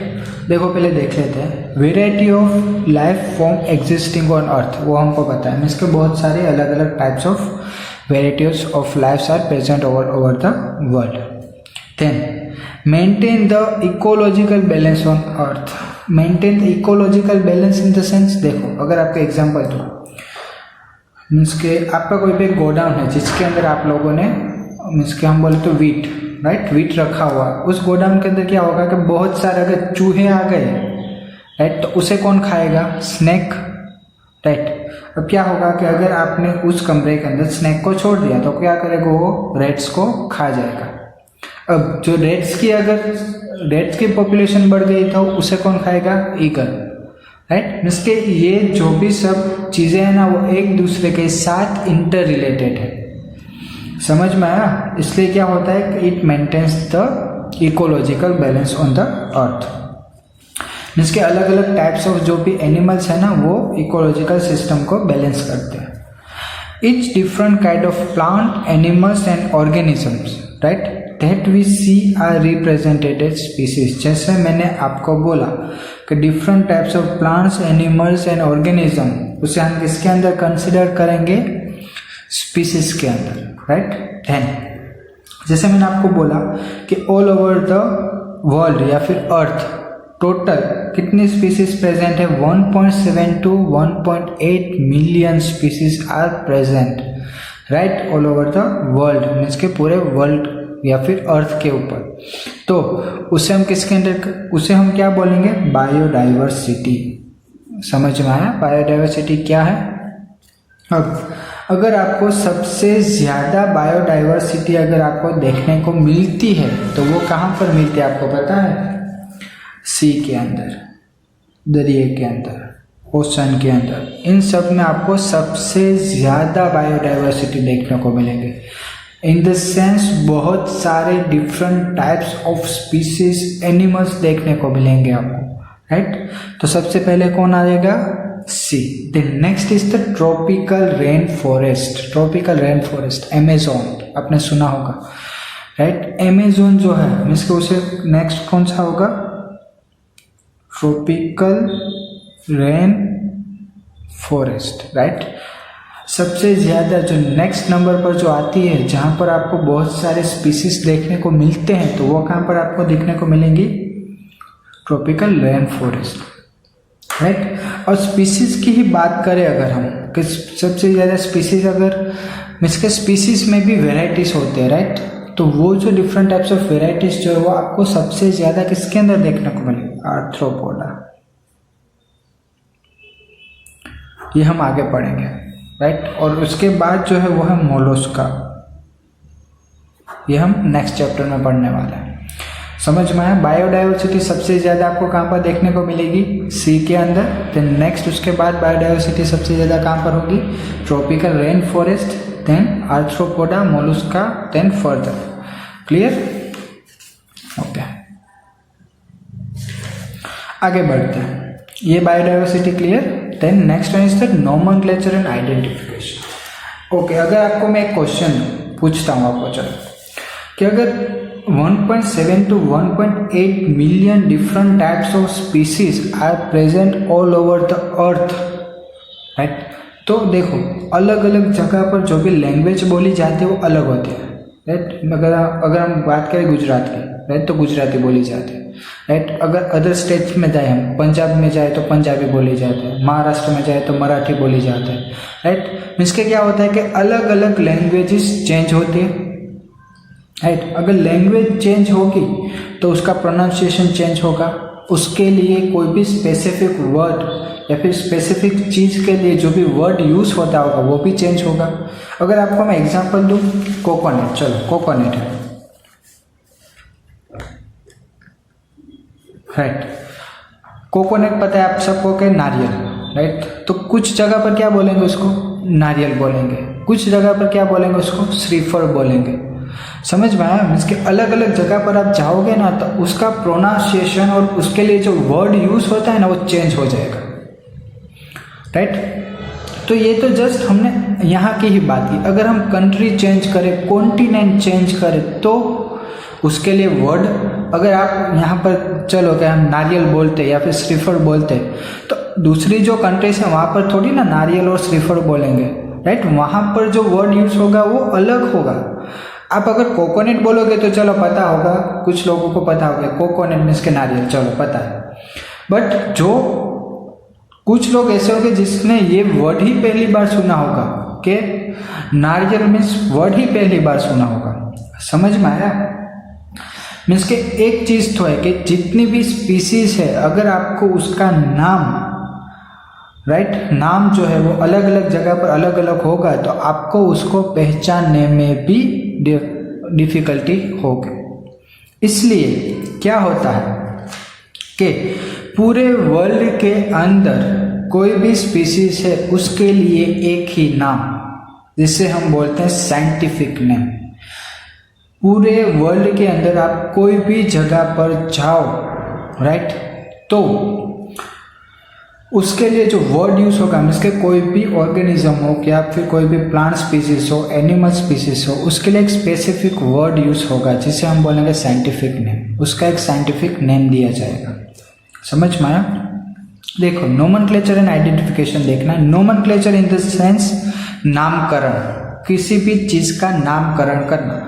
देखो, हमको पता है छठी होते हैं, मीन्स के कोई भी न्यू बेबी की जब छठी होती है तो उसका हम नामकरण करते हैं। वैसे कोई भी ऑर्गेनिज्म का नामकरण करना है, right. Process of naming living organism such that a particular organism is known by the same name. समझ में आया? मीन्स कि कोई भी लिविंग ऑर्गेनिज्म को हमको नाम देना है, पर्टिकुलर नेम देना है, जिसकी वजह से क्या होगा, same name all over the world, जिसकी वजह से कोई भी जगह पर आप जाओ पूरी दुनिया में तो उसे उसी नाम से बुलाया जाए, उसे हम बोलेंगे नोमेनक्लेचर, राइट। आगे देखते हैं, क्लियर हो जाएगा आपको। देखो, नोमेनक्लेचर की बात की हमने, right. In biological classification system of naming organism, nomenclature means क्या, बायोलॉजिकल क्लासिफिकेशन सिस्टम है जिसके अंदर हम किसी भी ऑर्गेनिज्म को नाम देते हैं, इसके नेम देते हैं, right. The species to which the organisms belong to is indicated by two words, genus and species name. अब एक चीज मैं आपको बताऊं, ह्यूमंस, जो भी ह्यूमन बींग्स है मीन्स के हम, उसके लिए जो साइंटिफिक नेम यूज होता है वो क्या है पता है आपको? होमो सेपियंस। होमो सेपियंस मीन्स ह्यूमन बींग्स, ये हुआ साइंटिफिक नेम, राइट। अब यहाँ पर क्या बोला हमने नोमेनक्लेचर के अंदर कि कोई भी अलग स्पीसीज है, मीन्स के ह्यूमन बींग्स की एक स्पीसीज ही हुई ना, उसका अगर हमको नाम देना है तो उसके लिए हमको दो चीज़ें चाहिए होगी। कौन सी? एक तो जीनस एंड दूसरा उसकी स्पीसीज। ये दोनों अगर हमको पता होगी तो हम उसको नोमेनक्लेचर या फिर नाम दे सकते हैं। तो हमने क्या लिया? ह्यूमन बींग लिया, राइट, ह्यूमन बींग। तो ह्यूमन बींग में हमको पता है साइंटिफिक नेम क्या है उसका, होमो सेपियंस। तो अब जो होमो है वो क्या होगा? जीनस, सेपियंस जो है वो है स्पीसीज। समझ में आया? मीन्स कि आप पूरे वर्ल्ड के अंदर किसी भी जगह पर जाओगे तो ह्यूमंस को क्या बोलेंगे? होमो सेपियंस। क्लियर? होमो क्या होगा? जीनस एंड सेपियंस क्या होगा? स्पीसीज। तो ये हुआ नामकरण। मीन्स कि आपको किसी भी चीज का या फिर किसी भी स्पीसीज को अगर आपको नाम देना है तो उसके लिए आपको उसके जीनस एंड स्पीसीज दोनों पता होनी चाहिए। क्लियर? तो ये हुआ नोमेनक्लेचर। अब आइडेंटिफिकेशन। अब पहली बात, अगर आपको किसी भी चीज को अगर आपको नाम देना है तो आपको सबसे पहले क्या पता होना चाहिए कि वो ऑर्गेनिज्म है कौन सा। समझ में आया? मीन्स कि अगर आपको उस ऑर्गेनिज्म का नाम पता होगा या फिर आपने उसको कहीं भी देखा होगा तो आपको पता चल जाएगा कि ये ऑर्गेनिज्म है ये, और इसको आपको नाम देना है। अगर आपको ऑर्गेनिज्म ही नहीं पता तो आप नाम कैसे दोगे? समझ में आया? राइट। मीन्स कि अगर ह्यूमन बींग्स की बात करें, अगर अलग अलग कंट्री में जाओ तो ह्यूमन बींग्स अलग अलग होते हैं। मीन्स कि उसके कलर चेंज होता है, उसकी लैंग्वेज चेंज होती है, ये सब चेंज होता है, राइट। बट है तो ह्यूमन बींग्स ही ना, राइट। तो उसे हम होमो सेपियंस बोल सकते हैं। अगर प्लांट्स की बात करें, मैंगो ट्री है तो मैंगो अलग अलग डिफरेंट टाइप्स के होते हैं, राइट। हापुस मैंगो, फिर केसर केरी, ये सब जो है वो डिफरेंट टाइप ऑफ स्पीसीज है। अगर आपको पता होगा कि ये जो स्पीसीज है वो कौन सी है तो आप उसका नाम दे पाओगे ना, अदरवाइज आप उसको नाम नहीं दे पाओगे। क्लियर? इसलिए उसको आइडेंटिफाई करना सबसे ज़्यादा इंपॉर्टेंट है। Describing an organism correctly so that organism can be named. पहले आपको उस ऑर्गेनिज्म को डिस्क्राइब करना पड़ेगा, मीन्स कि वो कहाँ पर रहता है, क्या खाता है, क्या पीता है, कब सोता है, कब जागता है, सब कुछ उसके बारे में अगर आपको पता होगा तो आप उस ऑर्गेनिज्म को आइडेंटिफाई कर सकते हो, right. Without identification we cannot carry out the nomenclature. But अगर आपने उस ऑर्गेनिज्म को आइडेंटिफाई नहीं किया तो आप उस ऑर्गेनिज्म को नाम नहीं दे पाओगे। क्लियर? तो ये हुआ नोमेनक्लेचर एंड आइडेंटिफिकेशन। अब आगे देखेंगे तो आपको क्लियर आइडिया आ जाएगा। अब इम्पोर्टेंस ऑफ नोमेनक्लेचर। अब नोमेनक्लेचर का इम्पोर्टेंस है क्या है, राइट। अगर मैं आपको बोलूँ कि कोई भी चीज़ का अगर आपने कोई भी स्पीसीज को अगर नेम दिया है, राइट, अलग अलग जगह पर अलग अलग नेम होता है, अगर उन सब जगह पर एक ही नाम से बोला गया तो उसको तो आपके लिए इजी हो जाएगा ना, आपको पहचानना इजी हो जाएगा कि ये जो चीज़ बोल रहा है वो ये है, राइट। मीन्स कि अगर हमने बोला कि होमो सेपियंस, राइट, तो homo sapiens means human beings, right. तो ह्यूमन बींग्स सब जगह पर एक ही वर्ड यूज होगा, होमो सेपियंस। अगर हम मैंगो की बात करें तो मैंगो का नाम साइंटिफिक नेम पता है आपको? Mangifera indica. मैग्नीफेरा इंडिका अभी आगे आएगा। वो जो वर्ड है ना वो स्पेसिफिक मैंगो के लिए यूज होते हैं, मीन्स कि उसका साइंटिफिक नेम हुआ मैग्नीफेरा इंडिका, राइट। तो आपको इजीली हो जाएगा कि आपको कोई भी जगह पर जाओ, अगर आप बोलो कि मैग्नीफेरा इंडिका मुझे चाहिए, 1 किलो मुझे मैग्नीफेरा इंडिका दो, तो वो क्या देंगे? मैंगो ही देंगे आपको। समझ में आया? मीन्स कि आपके लिए ये ईजी हो जाएगा। क्लियर? तो ये इम्पोर्टेंस ऑफ नोमेनक्लेचर। आगे बढ़ते हैं। अब आगे जो है वो है बायनोमियल नोमेनक्लेचर। बायनोमियल नोमेनक्लेचर, हाँ, binomial nomenclature in the sense जो हमने अभी ही पढ़ा। इन द सेंस हमने क्या बोला कि ह्यूमन बींग्स को हम 2 वर्ड्स, पहले हमको उसकी जीनस पता होनी चाहिए और उसकी स्पीसीज पता होनी चाहिए, तो हम ह्यूमन बींग को नाम दे पाएंगे, मीन्स के साइंटिफिक नेम दे पाएंगे, अदरवाइज नहीं दे पाएंगे। क्लियर? तो बायनोमियल नोमेनक्लेचर के अंदर वही चीज़ है, देख लेते हैं तो फिर भी क्या है वो। देखो बायनोमियल नोमेनक्लेचर के अंदर क्या है? Is a 2 term naming system which uses 2 different terms to name the species। Means के 2 डिफरेंट टर्म्स यूज होगी, मीन्स के कोई भी एक चीज़ को नेम देने के लिए उसको 2 वर्ड्स देने पड़ेंगे आपको। एक जो वर्ड आएगा वो जीनस के ऊपर आएगा, दूसरा जो वर्ड आएगा वो स्पीसीज के ऊपर आएगा, right. Plants, animals and living organism, वो सबके लिए, प्लांट्स के लिए भी, एनिमल्स के लिए भी और कोई भी लिविंग ऑर्गेनिजम्स के लिए भी सेम ही टेक्निक यूज होगी, राइट। तो बायनोमियल नोमेनक्लेचर का दूसरा नेम क्या है? Binary nomenclature. Binary in the sense 2, by means 2 होता है, राइट। तो बाइनरी नोमेनक्लेचर। अब ये जो सिस्टम है या फिर क्लासिफिकेशन सिस्टम जो है, इसके बाइनरी नोमेनक्लेचर क्लासिफिकेशन सिस्टम, वो किसने दी है? आपको नाम याद रखना है, कार्लोस लिनियस। आपको ये नाम याद रखना है, कार्लोस लिनियस। इन 1758 2 किंगडम क्लासिफिकेशन, मीन्स के उन्होंने क्या दिया था? 2 kingdom classification. In the sense 2 kingdom classification में क्या था?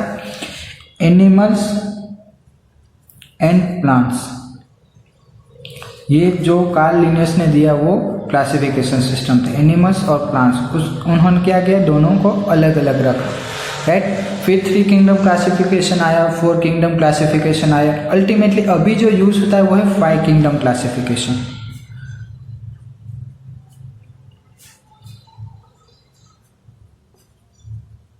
अभी जो रिसेंटली जो यूज होता है वो है 5 किंगडम क्लासिफिकेशन, जिसके अंदर animals, plants, fungi, Monera in the sense bacteria, right, and virus, ये सभी चीज़ें आ जाती हैं, मीन्स के 5 किंगडम क्लासिफिकेशन। अभी आपको डिटेलिंग में नहीं, बट आपको जस्ट समझाने के लिए एग्जाम्पल दे रहा हूँ, राइट। तो यहाँ पर पता चल गया आपको कि बायनोमियल नोमेनक्लेचर जो था वो किन्होंने दिया? तो कार्ल लिनियस ने दिया था, right?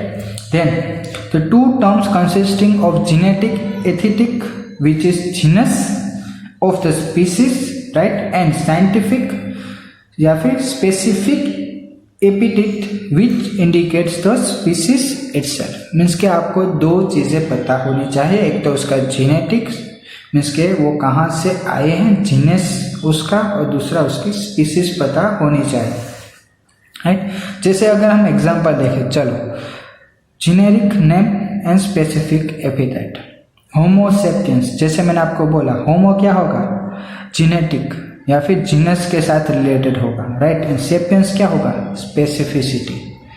Mangifera indica means mango, Mangifera क्या होगा, उसका जीनस होगा, एंड इंडिका क्या होगा, उसकी स्पीसीज होगी। समझ में आया। मीन्स कि कोई भी आपको अगर साइंटिफिक नेम देना हो किसी भी स्पीसीज के लिए तो आपको ये दोनों चीज़ें पता होनी चाहिए, राइट, जीनेटिक नेम या फिर जीनस एंड स्पीसीज। आगे बढ़ते हैं।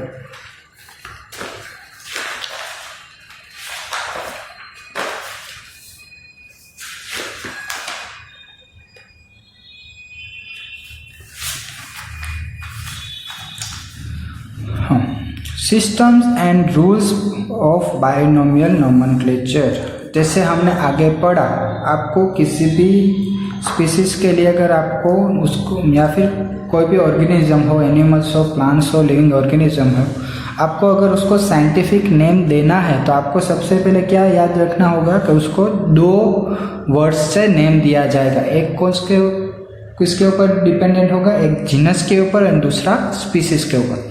तो फर्स्ट पॉइंट यही है हमारा। According to this system, each organism is known by 2 names, genetic genus name and species name, right? अब दूसरी बात कि जो भी जीनस नेम होगा एंड स्पीसीज नेम होगा वो लिखी किस में जाएगी, लैटिन वर्ड्स में या फिर लैटिन लैंग्वेज में लिखी जाएगी, राइट। और ये जो जीनस एंड स्पीसीज दोनों का जो भी एक नेम बनेगा उसके ऊपर से उसे हम क्या बोलेंगे, साइंटिफिक नेम। देखो यहाँ पर third point, scientific name. The genus name and species name of an organism is known as scientific name if it is written together. अगर genus and species दोनों को अगर आपने साथ में मिलाकर एक वर्ड लिखा हुआ होगा तो आप उसे साइंटिफिक नेम बोल सकते हो। अगर अलग अलग लिखा हुआ होगा तो आप उसे साइंटिफिक नेम बोल नहीं सकते। क्लियर। अब दूसरी बात कि अगर आपको किसी भी स्पीसीज या फिर किसी भी ऑर्गेनिज्म के लिए अगर आपको साइंटिफिक नेम देना है तो आपको कुछ ऐसी चीज़ें होंगी जो आपको ध्यान में रखनी होगी, राइट। तो वो चीज़ें कौन से वो देखते हैं। चलो साइंटिफिक नेम सबसे पहले तो क्या, तो जो भी जीनस नेम होगा ना वो किस में लिखा जाएगा, कैपिटल लेटर। मीन्स के जो भी फर्स्ट वर्ड होगा, जैसे हमने बोला चलो होमो, राइट। तो ये जो फर्स्ट वर्ड होगा ना ये कौन सा हुआ, जीनस हुआ, तो इसे हम किस में लिखेंगे, कैपिटल में। मीन्स के जो एच होगा ना वो कैसा होगा, कैपिटल होगा, right. Then the species name begins with a small letter. अब स्पीसीज कौन सा हुआ, सेपियंस, राइट। होमो पता है genus and sapiens means species. तो स्पीसीज के लिए जो पहला वर्ड होगा वो कैसा होगा, स्मॉल लेटर होगा। समझ में आ गया।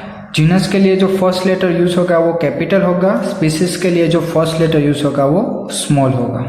देन उसके बाद थर्ड पॉइंट जो है वो है the scientific name are always italics, right. Means के जो भी वर्ड लिखोगे आप वो किस में लिखोगे, इटालियन, राइट, या फिर लैटिन लैंग्वेज में लिखोगे, इटालियन लैंग्वेज। आप देखते हो ना स्लांट लिखते हैं, राइट। अब एक ये जो चीज़ है ना वो आपको बहुत ज़्यादा ध्यान रखने आपके पेपर्स में भी, मीन्स कि आप जब एग्जाम लिखो उसके अंदर भी, when hand written the genus name and species name have to be underlined. अब जब भी आप अपनी बुक के अंदर लिखो, देखो मैंने यहाँ पर लिखा है जैसे होमोसेपियंस, तो होमोसेपियंस के नीचे देखो मैंने अंडरलाइन किया। मीन्स के अगर आप हैंड रिटन लिखो ना कहीं पर भी, अगर साइंटिफिक नेम हैंड रिटन लिखो तो आपको उसके नीचे अंडरलाइन करनी है, राइट। अंडरलाइन नहीं करोगे तो वो रॉन्ग होगा। क्लियर। इसलिए ये चीज़ आपको ध्यान में रखनी होगी। आगे बढ़ते हैं। अब जैसे हमको पता है कि 2 टाइप की 2 किंगडम है, plant kingdom and animal kingdom, जो मैंने आपको अभी ही बताया। किसने दिया था, कार्लोस लिनियस, राइट। तो अब कोई भी अगर न्यू प्लांट, राइट, कोई भी अगर न्यू प्लांट मीन्स के आइडेंटिफाई हुआ तो उसको आपको नाम देना है। तो नाम कौन देगा, international code for botanical nomenclature means के किसी भी न्यू प्लांट को अगर आपने आइडेंटिफाई किया, उसका साइंटिफिक नेम अगर आपको देना है तो उसके लिए नाम कौन देगा? International code for botanical nomenclature, right, ICBN। और अगर कोई भी न्यू एनिमल आइडेंटिफाई हुआ तो उसके लिए नाम कौन देगा? International code for zoological nomenclature, right. ये दोनों चीज़ें आपको याद रखनी है। अब जो नेक्स्ट है वो है classification of living organism. Okay, classification अगर आपको मैं सिंपल लैंग्वेज में समझाने की ट्राई करता हूँ। चलो देखो, आपके ग्रैंडफादर है, राइट, ग्रैंडफादर, उसके फादर, राइट, मीन्स के ग्रैंडफादर के भी फादर, परदादा, राइट, ग्रैंडफादर के मीन्स के जो हमारा फादर के जो ग्रैंडफादर थे, राइट, उसमें से क्या है? हमारे ग्रैंडफादर आए। ग्रैंडफादर के अगर हम चलो देखते हैं कि उसके 2 बेटे, राइट, 1, 2, उसके 2 चिल्ड्रन हुए। जो फर्स्ट चिल्ड्रन है उसके भी 2 चिल्ड्रन मीन्स के 1, 2, इसके 3 चिल्ड्रन है। चलो 1, 2, 3, समझ में आया? मीन्स के आपके ग्रैंडफादर के 2 बेटे, राइट, एक जो बेटा है वो आपके पापा है, राइट, और दूसरे वो आपके अंकल है, मीन्स के आपके काका या फिर बड़े पापा। उसके 2 बेटे और इसके 3 बेटे, समझ में? ये क्या हुआ? One type of classification. Means के ग्रैंडफादर के फादर, राइट, मीन्स के हमारे एंसेस्टर हुए, एंसेस्टर की 2 पीढ़ी, उसमें से फिर दूसरी पीढ़ी, इसमें से फिर दूसरी पीढ़ी, ये कंटिन्यू रहेगा। मीन्स के वन टाइप ऑफ ट्री है ये पूरा, इसे हम बोलेंगे क्लासिफिकेशन। समझ में आया? मीन्स के एक स्पेसिफिक ग्रुपिंग सिस्टम मीन्स के ग्रुप में डिवाइड हो गए ना। देखो, ये आपके ग्रैंडफादर थे, राइट, ग्रैंडफादर के 2 बेटे थे, तो ये पूरा हुआ ग्रुप वो अलग हुआ, ये ग्रुप भी अलग हो गया, ये दोनों ग्रुप अलग हो गए। समझ में आया? अब क्या होगा कि ये ग्रुप भी अलग होगा, ये ग्रुप भी अलग होगा, यहाँ पर ये ग्रुप अलग, ये ग्रुप अलग और ये ग्रुप अलग, ये अलग अलग ग्रुप्स हो जाएंगे। समझ में आया? देखो अभी समझा दूंगा। Process of grouping system into categories based on some easily observable characters. Means के किसी भी चीज़ को अगर आप देख के आइडेंटिफाई कर सको, राइट, या फिर अलग अलग चीज़ में आप उसको डिवाइड कर सको, तो उसे हम बोलेंगे क्लासिफिकेशन। कैरेक्टरिस्टिक्स, स्पेसिफिक कैरेक्टरिस्टिक्स के ऊपर अगर आप किसी के स्पेसिफिक फीचर देखो, उसकी क्वालिटी देखो, राइट, तो उसके ऊपर भी आप उसको अलग अलग कर सकते हो, उसके अलग अलग ग्रुप्स में डिवाइड कर सकते हो, राइट। अगर हम देखें, चलो के किंगडम है, कोई भी एक किंगडम में 2 है, एक प्लांट एक एनिमल, राइट। प्लांट में अगर हम बात करें तो 2 type of plant, monocotyledon means के single, right, 4 and डाइकोटिलीडोन,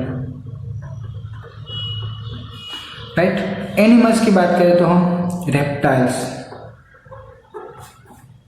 human beings, arthropods, ये सब क्या हुए? एनिमल्स हुए ना। मीन्स कि ये क्लास हुआ, एक क्लासिफिकेशन सिस्टम हुआ पूरा, और ये क्या हुआ? एक अलग ग्रुप, ये भी अलग ग्रुप, ये अलग ग्रुप, ह्यूमन बीइंग्स की अलग ग्रुप एंड आर्थ्रोपोडा भी अलग ग्रुप, ये सब ग्रुप्स हुए। समझ में आया? मीन्स के स्पेसिफिक कैरेक्टरिस्टिक्स के ऊपर हमने उसको अलग अलग ग्रुप्स में डिवाइड कर दिया। अब नीड ऑफ क्लासिफिकेशन क्यों करना चाहिए? It is not possible to study about each existing living organism in detail. देखो, total 1.7 to 1.8 million species present है पूरे वर्ल्ड में, तो उन सब की डिटेलिंग स्टडी पॉसिबल नहीं है, राइट। क्लासिफिकेशन से क्या होगा? Classifying the organism into groups make it easier to know about the different life forms. Means कि आप क्या करो, अगर आप बोलो कि प्लांट्स के 2 स्पीसीज थे, मोनोकोटिलीडोन और डाइकोटिलीडोन, अब आपको करना है क्या कि मोनोकोटिलीडोन जितने भी प्लांट्स है उसको आपको इस ग्रुप में रखना है, डाइकोटिलीडोन जितने भी प्लांट्स है उसको आपको इसके अंदर रखना है। राइट। रेप्टाइल्स के अंदर जितने भी एनिमल्स रेप्टाइल्स होंगे, राइट, उसको आपको रेप्टाइल्स ग्रुप के अंदर रखना है। ह्यूमन बींग्स को ह्यूमन बींग्स ग्रुप के अंदर रखना है। आर्थ्रोपोड्स को आपको आर्थ्रोपोड ग्रुप के अंदर रखना है। मीन्स कि आपको इजीली हो जाएगा कि ये जो भी ऑर्गेनिज्म है वो उसके स्पेसिफिक कैरेक्टरिस्टिक्स तो आपको पता होगा, इसलिए आपको आइडेंटिफाई करना और उसको क्लासिफाई करने में भी इजी हो जाएगा, राइट। इसलिए क्लासिफिकेशन करना इतना ज़्यादा इम्पोर्टेंट है। अब आगे बढ़ते हैं, चलो आगे है common name and scientific name. ये जो पूरे जो नाम दिए गए वो आपकी बुक के अंदर, मीन्स के एनसीईआरटी के अंदर जितने भी साइंटिफिक नेम दिए गए वो सब है इसके अंदर, इसलिए ये सब नाम आपको याद रखने होंगे। वैसे देखें तो बहुत सारे नाम हैं, बट आपको जस्ट एनसीईआरटी के अंदर जितने दिए हैं वो तो आपको याद रखने ही होंगे, राइट। तो सबसे पहले देखते हैं ह्यूमन बींग्स। ह्यूमन बींग्स का नाम क्या होगा, scientific name homo sapiens. Homo क्या होगा उसका जीनस एंड स्पीसीज क्या होगा, sapiens, right. Mango, Mangifera indica. Mangifera क्या होगा उसका जीनस, इंडिका क्या होगा उसका species. Then frog, Rana tigrina. Rice, Oryza sativa. Wheat, Triticum aestivum. Then dog के लिए Canis lupus familiaris, right. Cat के लिए फेलिस डोमेस्टिका। लायन, पैंथेरा डिया। Leopard, Panthera pardus. Tiger, Panthera tigris, right. House fly, मुक्जा domestica. Sunflower, हेलिएंथस anus. ये सब इतने जो नाम है आपको वो याद रखने होंगे, राइट। अब आगे बढ़ते हैं, तो टेक्सा एंड टेक्सोनोमी आपको पता होनी चाहिए। टेक्सा मीन्स क्या है, टेक्सोनोमी मीन्स क्या है। देखो टेक्सा इन द सेंस, अगर आप कोई भी ऑर्गेनिज्म है उसको अगर आप ग्रुप में रखो, राइट, मीन्स के जैसे हमने बोला ये ही ले लो, चलो किंगडम है और प्लांट और एनिमल्स है, राइट। इसको आपने क्या किया, प्लांट्स को डिफरेंट ग्रुप्स में रख दिया। एनिमल्स को क्या किया, उसको भी आपने डिफरेंट ग्रुप में रख दिया। प्लांट्स के तो और भी ग्रुप्स हो सकते हैं, राइट, मीन्स के टेरेस्ट्रियल प्लांट्स, एक्वेटिक प्लांट्स वो भी हो सकते हैं, बट जस्ट हमने समझने के लिए मोनोकोटिलिडोन एंड डाइकोटिलिडोन का यूज किया। तो ये क्या होगा, ग्रुप्स अलग अलग ग्रुप्स रख दिए आपने, इससे हम क्या बोलेंगे, इससे हम बोलेंगे टेक्सा, राइट। और अगर हम मोनोकोटिलिडोन्स की बात करें, उसको स्पेसिफिक क्लासिफिकेशन पूरा अगर हम लिखें यहाँ पर या समझें, उसे हम क्या बोलेंगे, टेक्सोनोमी। समझ में आया, मीन्स के किसी भी चीज को अगर आप ग्रुप्स में डिवाइड करो on the based of that category के बेस्ड के ऊपर, मीन्स के प्लांट्स एंड एनिमल्स, मोनोकोटिलिडोन डाइकोटिलिडोन क्या होंगे, उसकी कैटेगरी होगी। रेप्टाइल्स, ह्यूमन बींग्स, आर्थ्रोपोड्स क्या होंगे, उसकी कैटेगरीज होगी, राइट। मीन्स के अगर आप किसी भी चीज को आप जब डिवाइड करो तो उसकी कैटेगरी के अगर आप उसको डिवाइड करोगे तो उसे हम बोलेंगे टेक्सा, राइट। और उसके बाद अगर आप उसको क्लासिफिकेशन करने के बाद अगर आप उसको डिवाइड करोगे तो उसे हम बोलेंगे टेक्सोनोमी। क्लियर, देखो यहाँ पर scientific terms for categories into which the organisms are group, means के कोई भी ऐसे ऑर्गेनिज्म जिसको हमने अलग अलग ग्रुप्स में डिवाइड किया है, बट किसके बेसिस ऊपर, उसकी कैटेगरी के बेस के ऊपर, right. Taxa can indicate categories at very different level, means के कैटेगरीज के ऊपर आपने जो भी नेम अलग अलग डिफरेंट ग्रुप डिवाइड किए हैं उसे हम कंसिडर करेंगे इन द टेक्सा। टेक्सोनोमीज क्या हो गया, based on the characteristics all living organisms can be classified into different taxa, means के अपने जो भी डिफरेंट टेक्सास दिए हैं या फिर डिफरेंट ग्रुप्स डिवाइड किए हैं उसकी अगर सिंगल की आप उसको क्लासिफिकेशन समझने की ट्राई करो, राइट, तो उससे हम किसके अंदर कंसिडर करेंगे, taxonomy. The process of classification is taxonomy. समझ में आया, टेक्सा मीन्स क्या, ओके, कोई भी लिविंग ऑर्गेनिज्म है, राइट, उसको आपने क्या किया, कैटेगरीज के बेस के ऊपर आपने उसको ग्रुप में डिवाइड किया तो उसे हम बोलेंगे टेक्सा, राइट। और जो अलग अलग ग्रुप्स हुए अगर आप उसकी डिटेल में क्लासिफिकेशन सिस्टम अगर आप समझो तो उसे हम कंसिडर करेंगे टेक्सोनोमी। राइट। तो इस टॉपिक का जो लास्ट पॉइंट है वो आप देखते हैं, systematics. Systematics in the sense, ये वैसे देखें तो इजी है। देखो सिस्टेमेटिक मीन्स के क्या, अगर किसी भी चीज़ की आप अगर क्लासिफिकेशन कर रहे हैं राइट, तो उसको एक सिस्टेमेटिक वे में मीन्स के स्टेप बाय स्टेप। देखो जैसे हमने बोला कि हमारे ग्रैंडफादर के भी फादर, तो ये फर्स्ट स्टेप हुआ, ये first step. Then next step कौन सा होगा, ग्रैंडफादर, ये सेकंड स्टेप हुआ। थर्ड स्टेप कौन सा होगा, ये दोनों थर्ड स्टेप है राइट, मीन्स के step by step systematic way में जा रहे हैं ना। फिर ये उसकी दो पीढ़ी मीन्स के ये फोर्थ, ये भी फोर्थ, फोर्थ, फोर्थ एंड ये भी फोर्थ, ये क्या हुआ सिस्टेमेटिक मीन्स के स्टेप बाय स्टेप, उसे हम कंसिडर करेंगे सिस्टेमेटिक्स के अंदर राइट। देखते हैं, human beings we not only interested in knowing more about different kinds of organism and their derivatives but also the relationship among them. Means के humans means क्या है पता है कि जो भी डिफरेंट टाइप्स ऑफ ऑर्गेनिज्म है ना, उसके बारे में ही उसको नहीं जानना है, उसके अंदर एक दूसरे के बीच में जो रिलेशनशिप है ना वो भी उनको जानना है right. This branch of study was referred to as systematics, उसे हम क्या करेंगे बोलेंगे सिस्टेमेटिक्स बोलेंगे।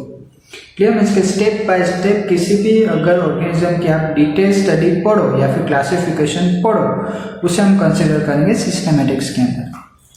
अब it is derived from Latin word systema, कहाँ से आया है Latin word systema, which means systematics arrangement of organism. इसके सिस्टेमेटिक वे में, सिस्टम में आपको किसी भी चीज़ को अगर अरेंज करना हो या फिर किसी भी ऑर्गेनिज्म को आपको सिस्टेमेटिक वे में अरेंज करना है तो उसे हम कंसिडर करेंगे सिस्टेमेटिक्स के अंदर राइट। तो यहाँ पर जो हमारा टॉपिक था वो कंप्लीट होता है। आई होप सो आप सबको अच्छा लगा होगा, समझ में आ गया होगा। Thank you. Good afternoon, my dear students. Myself, Malam Divyesh. Welcome you all in the family of biology, right? तो हमने जो लास्ट लेक्चर जो था हमारा, उसके अंदर हम लोगों ने पढ़ा था diversity in the living organisms.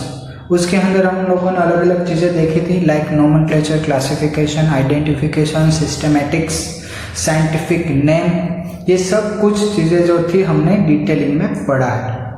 अब जो नेक्स्ट जो हमारा टॉपिक है वो है taxonomic categories. Taxonomic categories right. तो हमको जैसे ये जो है ना आपको याद रखते हैं सीक्वेंस। सबसे पहले तो स्पीसीज राइट, ऊपर से नीचे लिखा गया बट आपको याद नीचे से ऊपर के लिए रखना है, समझ में आया। देखो पहले species, then genus, then family, then order, class, phylum, division and kingdom। समझ में आया, ये सीक्वेंस आपको याद है। और सीक्वेंस याद रखने के लिए एक ट्रिक दे रहा हूँ आपको, इंटरेस्टिंग ये ट्रिक है। देखो, keep pot clean or family got sick, first letter जो है ना वो याद रखना। कीप का फर्स्ट लेटर के means kingdom, pot first letter P means phylum, clean class, or order family, family got genus, sick species right. Means के keep pot clean or family got sick, ये आपको राइम है कि याद रखना है राइट। तो आपको ये जो सीक्वेंस है ना वो आप भूल नहीं जाओगे, इसलिए क्लियर। तो सबसे पहले तो टेक्सोनोमिक कैटेगरी स्टार्ट करने से पहले व्हाट इज टेक्सोनोमी, हमने आगे के लेक्चर में देखा। टेक्सा एंड टेक्सोनोमी हमने पढ़ा है राइट। मीन्स के किसी भी ऑर्गेनिज्म को अगर हम क्लासिफाई करें उसके कैरेक्टरिस्टिक्स के ऊपर, तो उसे हम कंसिडर करेंगे टेक्सोनोमी राइट। और यहाँ पर हमको क्या देखना है, टेक्सोनोमिक कैटेगरीज देखने। देखो इसके अंदर तीन चीजें हैं। First is taxonomic category, then taxonomic hierarchy and third one is taxon right. तो सबसे पहले देखते हैं टेक्सोनोमिक कैटेगरी क्या है। A part of overall taxonomic arrangement means क्या, ये जितने भी है ना प्रेजेंट, मीन्स के kingdom, phylum, class, order, family, genus and species, ये सब आप किसके अंदर कंसिडर करोगे? टेक्सोनोमिक कैटेगरी के अंदर। ये डिफरेंट टाइप्स ऑफ कैटेगरीज है। किंगडम एक कैटेगरी हुई, फाइलम या डिवीजन एक कैटेगरी हुई, class, order, family, genus and species, ये सब एक कैटेगरी हुई। क्लियर? नेक्स्ट क्या है? Taxonomic hierarchies, right? Taxonomic hierarchies में क्या होगा? Taxonomic categories together consisting of taxonomic hierarchy, means के इन सबको आपको एक साथ, पहले में क्या था? टेक्सोनोमिक कैटेगरी के अंदर किंगडम था अलग, फाइलम अलग था, क्लास अलग था, ऑर्डर अलग था, फैमिली अलग थी, जीनस अलग थी और स्पीसीज अलग थी, ये सब अलग अलग था। हेरियसी के अंदर क्या होगा? ये सभी चीज एक साथ, उसे हम बोलेंगे टेक्सोनोमिक हेरियसी, राइट? अब टेक्सोन मीन्स क्या होगा? टेक्सोन मीन्स अगर आप स्पीसीज की ही बात करो, स्पीसीज, तो स्पीसीज के अंदर डिफरेंट कैटेगरीज, उसे हम बोलेंगे टेक्सोन। समझ में आएगा? आइडिया आ गया क्या है taxonomic category? In the sense ये एक अलग, ये अलग, ये अलग, ये सब अलग अलग, तो उसे हम कंसिडर करेंगे टेक्सोनोमिक कैटेगरी। टेक्सोनोमिक हेरियसी के अंदर ये सभी चीजें एक साथ, राइट? और टेक्सोन के अंदर ये एक सिंगल चीज है, बट उसके अंदर भी क्लासिफिकेशन या फिर कैटेगराइजेशन, राइट? तो ये हुआ टेक्सोनोमिक हेरिडिटी का सम बेसिक इंफॉर्मेशन थी। अब डिटेलिंग में पढ़ते क्या है। चलो, हेरियशियन क्लासिफिकेशन, हेरियशियन क्लासिफिकेशन देखते हैं स्टेप बाय स्टेप। जैसे हमने देखा कि नीचे से स्टार्ट हुआ था, species, then genus, then family, then order, class, phylum, right, division and kingdom, इस तरह से सब कुछ स्टार्ट हुआ था, राइट? तो यहाँ पर भी ऐसे देखो, organism having the highest similarity are placed in one taxonomical unit is called a species, means के अलग अलग स्पीसीज। समझ में आया? उसे हम क्या, सबसे पहले क्या होगा, उसको हम बोलेंगे स्पीसीज। अब अलग अलग ग्रुप्स जो स्पीसीज के है ना, अगर उसे हम साथ में कर दे तो वो क्या बनेंगे? Genus, right? A group of species is then assembled into the next higher unit is called genus। Means के पहले स्पीसीज आई, मीन्स के स्पीसीज कितने 1.7 to 1.8 मिलियन स्पीसीज थे, उसको आपने क्या किया? अलग अलग डिफ्रेंशिएट किया, मीन्स के अलग अलग ग्रुप्स में कंसिडर किया, राइट? ग्रुप्स में भी आपने क्या किया? उसको जीनस के ऊपर डिवाइड किया। देन जीनस के बाद आप क्या करोगे? जो डिफरेंट टाइप्स ऑफ जीनस थे ना, उसको आप कंबाइन करोगे तो क्या बनेगी? फैमिली बनेगी। देखो, a group of genera is then collected to form the next higher taxa is called the family. समझ में आया? मीन्स के जीनस में से क्या, स्पीसीज में से क्या बना? जीनस, जीनस में से क्या बनेगा? फैमिली, फैमिली में से ऑर्डर, देन क्लास, क्लास के बाद फाइलम, डिवीजन, एंड डिवीजन के लास्ट में क्या होगा? किंगडम। समझ में आया? तो ये था क्लासिफिकेशन, हेरियशियन क्लासिफिकेशन था। अब एक जो नई चीज़ है आपके लिए वो बता दे रहा हूँ, आपकी बुक के अंदर नहीं दी गई है। देखो, रिसेंट टाइम के अंदर जो बैक्टीरियल टेक्सोनोमी है ना, इसके just specific for bacteria, right? Bacteria के अंदर हमने लास्ट डोमेन कौन सा देखा था?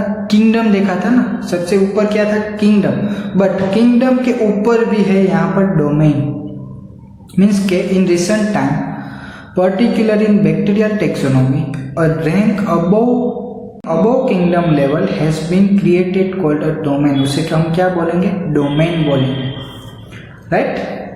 Thank you.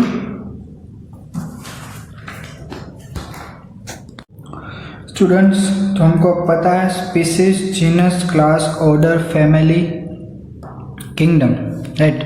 ये सब जो चीज़ें वो हम डिटेल में पढ़ेंगे वन बाय वन। तो सबसे पहले आप देखो स्पीसीज। स्पीसीज मीन्स क्या? ओवरऑल वर्ल्ड में जितनी भी डिफरेंट इंडिविजुअल पॉपुलेशंस प्रेजेंट है, या फिर आप बोल सकते हो कि वर्ल्ड में जितने भी different types of living organisms present है, आप उसे कंसिडर कर सकते हो स्पीसीज के अंदर। समझ में आया? स्पीसीज इन द सेंस जितने भी different types of organisms present है पूरे वर्ल्ड के अंदर, राइट? उसे आप बोल सकते हो स्पीसीज। और स्पीसीज के डिफरेंट ग्रुप हो गए, right? Like animals, plants, organisms, ये सब डिफरेंट टाइप्स ऑफ ग्रुप्स होंगे, तो वो डिवाइड कैसे होंगे? On the basis of their morphological and reproductive characters के ऊपर। जितने भी इंडिविजुअल स्पीसीज प्रेजेंट है ऑल ओवर द वर्ल्ड, वो मॉर्फोलॉजिकली एंड रिप्रोडक्टिव कैरेक्टर्स के ऊपर वो डिफ्रेंशिएट हो गए, मीन्स के अलग अलग होंगे। समझ में आया? राइट। अब आपको क्या करना है, जितने भी स्पीसीज थे आपने उसको अलग कर दिए इन द सेंस आप उसके बीच में जो भी इंटरब्रीड मीन्स के जो भी सेक्सुअल रिप्रोडक्शन की जो प्रोसेसेस होती है, राइट, उसमें एक इंटरब्रीड करके एक टेक्निक है। इंटरब्रीड इन द सेंस जब आप कोई भी दो अलग अलग एनिमल्स, राइट, मीन्स के स्पीसीज सेम बट अलग अलग जीनेरा, आप उसके बीच में इंटरब्रीड कराओगे ना तो एक न्यू स्पीसीज डेवलप होते हैं, वो आप आगे पढ़ोगे, राइट। अब दूसरी एक चीज, स्पीसीज मीन्स क्या होगा हमको पता है। एग्जाम्पल लेते होमो सेपियंस, राइट। तो जो सेपियंस होगा वो क्या होगा? स्पीसीज। समझ में आया? मीन्स के कोई भी ऑर्गेनिज्म जिसको हम मॉर्फोलॉजिकली एंड रिप्रोडक्टिव कैरेक्टर्स के बेसिस पर हम डिफ्रेंशिएट कर सके उसे हम कंसिडर करेंगे स्पीसीज, राइट। अब जो नेक्स्ट है वो है जीनस। डिटेलिंग में नहीं जाएगा स्पीसीज जीनस के अंदर, आपको पता है, मैंने आपको बता ही दिया है फिर भी, right. Genus in the sense क्या होगा कि कोई भी group of organism, right, related with species which has more characters in common in comparison to species of other genera. Means के जिसके अंदर जो भी उसकी स्पीसीज प्रेजेंट होगी, राइट, उसमें जो कैरेक्टरिस्टिक्स प्रेजेंट होंगे ना वो ज़्यादा सिमिलर देखने को मिलेंगे, उसे हम कंसिडर करेंगे जीनस के अंदर। समझ में आया? अगर आपको एग्जाम्पल थ्रू समझाने की ट्राई करो तो आप देखो यहाँ पर एग्जाम्पल है ये जीनस का। अब देखो लायन, लेपर्ड, टाइगर, ये जो तीनों है ना वो वन टाइप ऑफ कैट है, कैट्स है बट बड़ी कैट्स है, राइट। उसकी जो जीनस है ना वो कौन सी है? पैंथेरा, जो हमने आगे पढ़ा है साइंटिफिक नेम्स के अंदर कि लायन, लेपर्ड एंड टाइगर, जिन तीनों की जीनस कौन सी है? पैंथेरा, बराबर। अब उसके कंपेयर करते हैं हम कोई भी दूसरी कैट्स, जो नॉर्मल कैट्स होती है ना जो हमारे घर पर होती है, उससे हम उसका जीनस क्या होगा? फेलिस। समझ में आया? मीन्स के इससे हम कंसिडर करेंगे ऐसा जीनस, मीन्स के different types of genes. Means के लायन, लेपर्ड, टाइगर जो है उसके अंदर जो भी जीन्स प्रेजेंट है वो पैंथेरा जीन्स है, इन द सेंस वो बड़ी कैट्स है, राइट। और जो नॉर्मल कैट्स होती है उसके अंदर जो जीन्स प्रेजेंस है वो कौन से? Felis genes. समझ में आया? अब फैमिली की बात करते हैं, चलो। तो फैमिली की अगर बात करें हम तो आपको पता है, देखो चलो, कैट्स के अंदर क्या कहेंगे? Lion, tiger, leopard, right. ये तीनों जो है मीन्स के चारों वो कौन सी फैमिली के, कौन सी जीनस के अंदर आते हैं? Panthera, right. पैंथेरा जीनस के अंदर आते हैं, ये कैट्स है। अगर हम डॉग्स की बात करें तो डॉग्स इसके अंदर नहीं आएंगे ना, क्योंकि कैट्स एंड डॉग्स दोनों के बीच में बहुत सारी सिमिलैरिटीज एंड डिससिमिलैरिटीज प्रेजेंट होती है।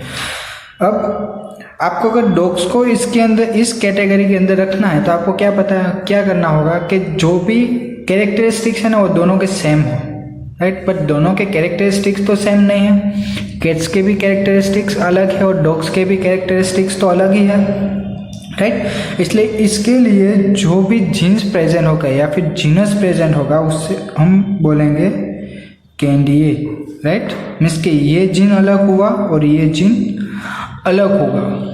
समझ में आया? मीन्स के जीन्स दोनों के अलग है। क्लियर?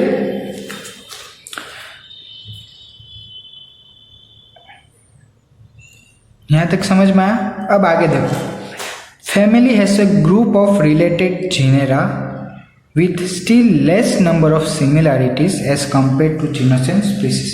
मीन्स के जो भी सिमिलैरिटीज प्रेजेंट होगी वो जीनस एंड स्पीसीज से कम होगी। सबसे ज़्यादा सिमिलैरिटीज किस में देखने को मिलेगी आपको? स्पीसीज में। स्पीसीज के बाद किसके अंदर देखने को मिलेगी आपको? जीनस के अंदर, राइट। जीनस के बाद किसके अंदर देखने को मिलेगी? फैमिली के अंदर। तो एग्जांपल देखो आप, लायन, टाइगर, लेपर्ड, राइट, वो किसके, कौन से जीन्स के अंदर आते हैं? पैंथेरा। फिर फेलिस, वो कौन सा जीन है? कैट के लिए। अब ये दोनों जो डिफरेंट जीन है ना, उसको आप एक सिंगल फैमिली के अंदर जब प्लेस करोगे, in the sense Felidae, right, Felidae जो फैमिली है ना, उस मीन्स के cats, lion, tiger, leopard, right, इन सब के लिए जब आप एक डिफरेंट फैमिली के अंदर रखोगे जिसका नाम है फेलिडिए, राइट, तो इसे हम बोलेंगे फैमिली। मीन्स के हुए अलग अलग, कैट्स अलग थी, लायन, टाइगर, लेपर्ड अलग थे, दोनों जीनेरा भी अलग थे, ये पैंथेरा जीन्स से था, ये फेलिस जीन्स से था, राइट। बट आपने किया क्या कि सब है तो कैट्स ही ना आखिर, इसलिए आपने उसको एक डिफरेंट फैमिली दे दी। क्या है फैमिली? फेलिडिए, राइट। अब अगर आप कैट्स एंड डॉग्स को कंपेयर करो तो इसके लिए फैमिली अलग होगी, इसके लिए जो फैमिली है वो है कैनिडिए, राइट। मीन्स के डिफरेंट टाइप्स ऑफ डॉग्स जो प्रेजेंट हो गए, राइट, उन सब डॉग्स को अगर आप एक फैमिली में रखना चाहते हो तो आपको क्या करना, कौन सी फैमिली होगी? वो कैनिडिए। क्लियर? तो ये था फैमिली, पता चला स्पीसीज में क्या डिफरेंस होता है, फिर जीनस में डिफरेंस क्या होता है, फैमिली में डिफरेंस क्या होता है, राइट। देखो, similarity, if we observe the features of cat and a dog we will find some similarities and some dissimilarities as well.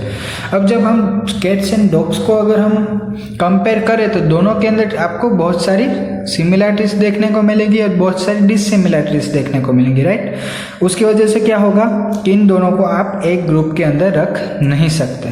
Cats के लिए फैमिली कौन सी होगी? फेलिडिए, एंड डॉग्स के लिए कैनिडिए। समझ में आए? तो ये था फैमिली। अब आगे बढ़ते हैं, नेक्स्ट जो है वो है ऑर्डर, राइट। तो अगर हम ऑर्डर की बात करें तो ऑर्डर के अंदर क्या होगा कि हमने कैट्स को अलग किया, फिर हमने डॉग्स को भी अलग किया, दोनों को अलग अलग कर दिया, है, क्योंकि उसके कैरेक्टरिस्टिक्स डिफरेंस थे। बट वो दोनों जो है वो है क्या? तो कार्निवोरस एनिमल्स है। मीन्स के कोई भी क्या बोलते हैं उसको, कोई भी मीट पार्टिकल्स के ऊपर उसकी लाइफ प्रोसेस डिपेंड होते हैं। मीन्स के वो नॉन वेजिटेरियन है, राइट, मीन्स के नॉन वेज खाते हैं, इसलिए उसको कंसिडर किसके अंदर करेंगे हम? Carnivorous, right. तो ऑर्डर के अंदर क्या होगा कि ये जो डिफरेंट थे, मीन्स के जो फेलिडिए फैमिली एंड कैनिडिए फैमिली जो थी, उन दोनों को अगर साथ में कर दे तो वो है क्या? Carnivorous animals, right. तो ये दोनों कार्निवोरस एनिमल्स हुए, तो इससे हम क्या बोलेंगे? ऑर्डर। समझ में आया, राइट। इससे हम बोलेंगे ऑर्डर। देखो, this category includes one or more related family. इसके अंदर क्या होगा कि डिफरेंट फैमिलीज को अगर हम एक साथ रख दें, राइट, उसके थोड़े थोड़े जो सिमिलरिटीज देखने को मिलती हैं उसके बेसिस के ऊपर, तो हम उसे ऑर्डर कहेंगे। Generally, order and other higher taxonomic categories are identified based on the aggregate of characters. Means के कुछ जो कैरेक्टरिस्टिक्स होते हैं उसके बेसिस के ऊपर आप ऑर्डर को आइडेंटिफाई करते हो।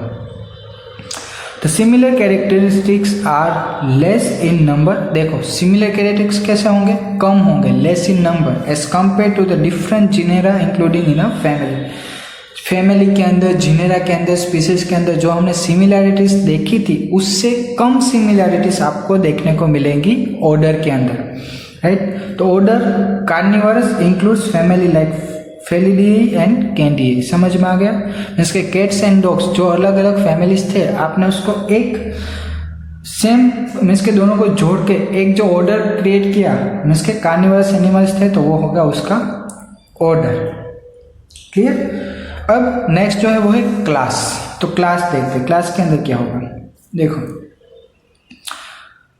अ class is made of one or more related order. Means के डिफरेंट ऑर्डर्स जब कंबाइन होंगे तो वो फॉर्म करेंगे क्लास, राइट। फॉर एग्जांपल देखो, ऑर्डर प्रीमेटा।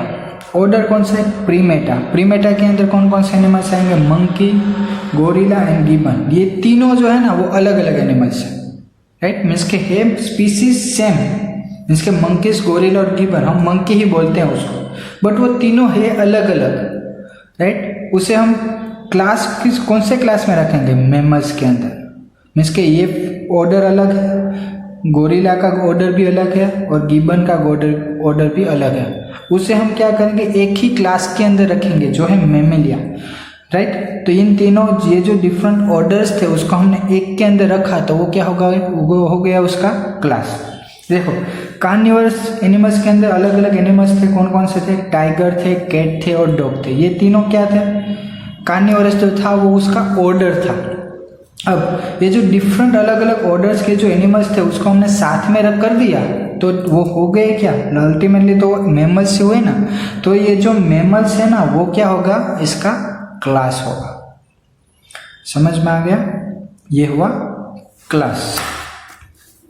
अब जो नेक्स्ट है वो है डिवीजन एंड किंगडम। ये दो चीज बाकी है अभी, डिवीजन या फिर फाइलम।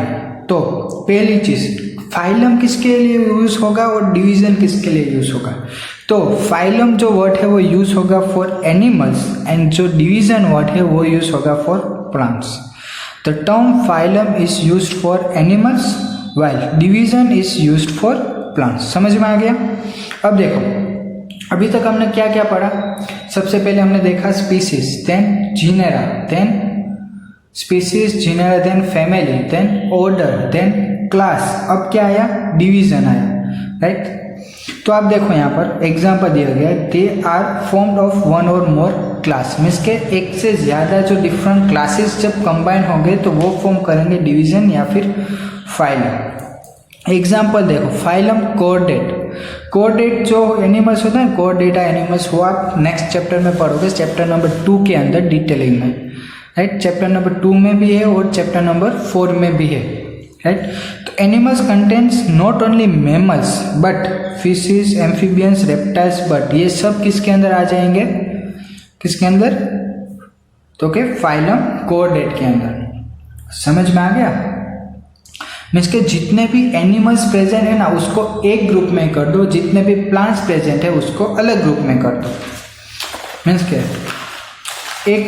एक तरफ आप सोचो कि ये एनिमल्स है और एक तरफ प्लांट्स है, राइट। एनिमल्स को अलग कर दो, प्लांट्स को अलग कर दो। एनिमल्स के different types like mammals, fishes, amphibians, reptiles and bird. तो ये क्या हो गया? ये जो है ना वो है फाइलम और प्लांट जो है वो है, मीन्स के इसके अंदर जो सब डिवीजन है ना वो सब उसके फाइलम हुए। प्लांट्स में भी जो सब डिवीजन होगा वो उसका फाइलम होगा। समझ में आ गया? Right. Last one is kingdom. तो किंगडम जो है वो सबसे ऊपर है टेक्सोनॉमिकल कैटेगरी में, right. All plants are included in the kingdom Plantae while all animals belong to the kingdom Animalia। Means के किंगडम 2 है, एक प्लांटे और एक एनिमेलिया। जैसे हमने देखा एनिमेलिया किंगडम के अंदर क्या आएगा? Mammals, fishes, amphibians, reptiles, birds. ये सब किसके अंदर आएंगे? फाइलम के अंदर आएंगे, राइट। फाइलम कोऑर्डेटा, बट जो कोऑर्डेटा है वो किसके अंदर आएगा? एनिमल के अंदर। क्लियर? तो यहाँ पर जो हमारा टॉपिक है वो कंप्लीट होता है। अब इसके बाद जो हमारा चैप्टर का जो लास्ट टॉपिक है टेक्सोनॉमिकल एड्स, वो हम इसके बाद देखेंगे। Thank you. Good afternoon my dear students, myself Malam Dias and welcome you all in the family of biology, right. तो इस चैप्टर का जो लास्ट टॉपिक है, मीन्स के हमने जो चैप्टर कंटिन्यू किया था उसका जो लास्ट टॉपिक है वो है टेक्सोनॉमिकल एड्स, राइट। तो सबसे पहले देख लेते हैं कि टेक्सोनॉमिकल एड्स है क्या आखिर। तो कोई भी ऐसी टेक्निक या फिर कोई भी ऐसी प्रोसेस या फिर कोई भी स्टोर्ड इंफॉर्मेशन किसी भी ऑर्गेनिज्म की, राइट। देखो यहाँ पर डेफिनेशन थ्रू समझाता हूँ। Techniques, procedures and stored informations that are useful in identification. समझ में आया? That are useful in identification and classification of organisms are called taxonomical aids। मीन्स के कोई भी ऐसी टेक्निक्स, कोई भी ऐसी प्रोसेस या फिर कोई भी ऐसी स्टोर्ड इंफॉर्मेशन जो आपको यूजफुल होगी for identification and for classification of the organism, right, उसे हम बोलेंगे taxonomical aids. Clear. Next point देखो, इसके अंदर क्या होगा, टेक्सोनोमिकल एड्स के अंदर आप करोगे क्या कि कोई भी प्लांट स्पीसीज है या फिर कोई भी एनिमल स्पीसीज है, राइट, तो आपको करना क्या है, अगर कोई भी एनिमल्स है तो उसको आपको पहले तो कलेक्ट करना होगा, right. Different types of animals है उसको आपको कलेक्ट करना होगा, या फिर डिफरेंट टाइप्स ऑफ प्लांट्स है उसको आपको कलेक्ट करना होगा, राइट। कलेक्ट करने के बाद, राइट, जो भी स्पेसिमेन जो आप कलेक्ट करोगे उसे हम उसके थ्रू हम क्या कर सकते हैं, टेक्सोनोमिकल स्टडीज, इसके उसके बारे में हम स्टडी कर सकते हैं। क्लियर। देखो, collection of specimens of plants and animal species is essential, right. सबसे पहले तो आपको उसको कलेक्ट करना होगा, मीन्स के different types of plants and different types of animal species को आपको कलेक्ट करना होगा, and is the prime source of taxonomical studies. ये सबसे बेसिक चीज है। अगर आपके पास कोई स्पेसिमेन ही नहीं होगा प्लांट का या एनिमल का, तो आप उसके बारे में स्टडी कैसे करोगे, समझ में आया। इसलिए सबसे पहले आपको क्या करना होगा कि कोई भी स्पेसिमेन को कलेक्ट करना होगा। क्लियर। अब देखते हैं आगे सम टेक्सोनोमिकल एड्स। टेक्सोनोमिकल जो एड्स है वो 4 दी गई है आपके बुक के अंदर, आपको डिटेल में पढ़नी है। सबसे पहली जो है वो है herbarium, next one is botanical garden, third one is museum and fourth one is zoological park. ये चारों चीजें आपको डिटेलिंग में पढ़नी है। तो सबसे पहला जो टॉपिक है वो है हर्बेरियम, तो वो देखते हैं पहले। हर्बेरियम के अंदर क्या होगा, तो आपको करना क्या होगा हर्बेरियम के अंदर कि कोई भी ऐसे प्लांट स्पेसिमेंस या फिर कोई भी ऐसे एनिमल स्पेसिमेंस, राइट, आपको क्या करना है, कलेक्ट करना है।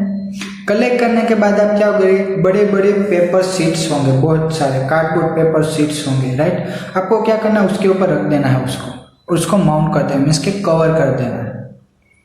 समझ में आया। मीन्स कि आपके पास एक पेपर होगा, राइट, पेपर के ऊपर क्या करोगे आप, वो जो भी एनिमल था या फिर कोई भी प्लांट था उसको आप उसके ऊपर रख दोगे।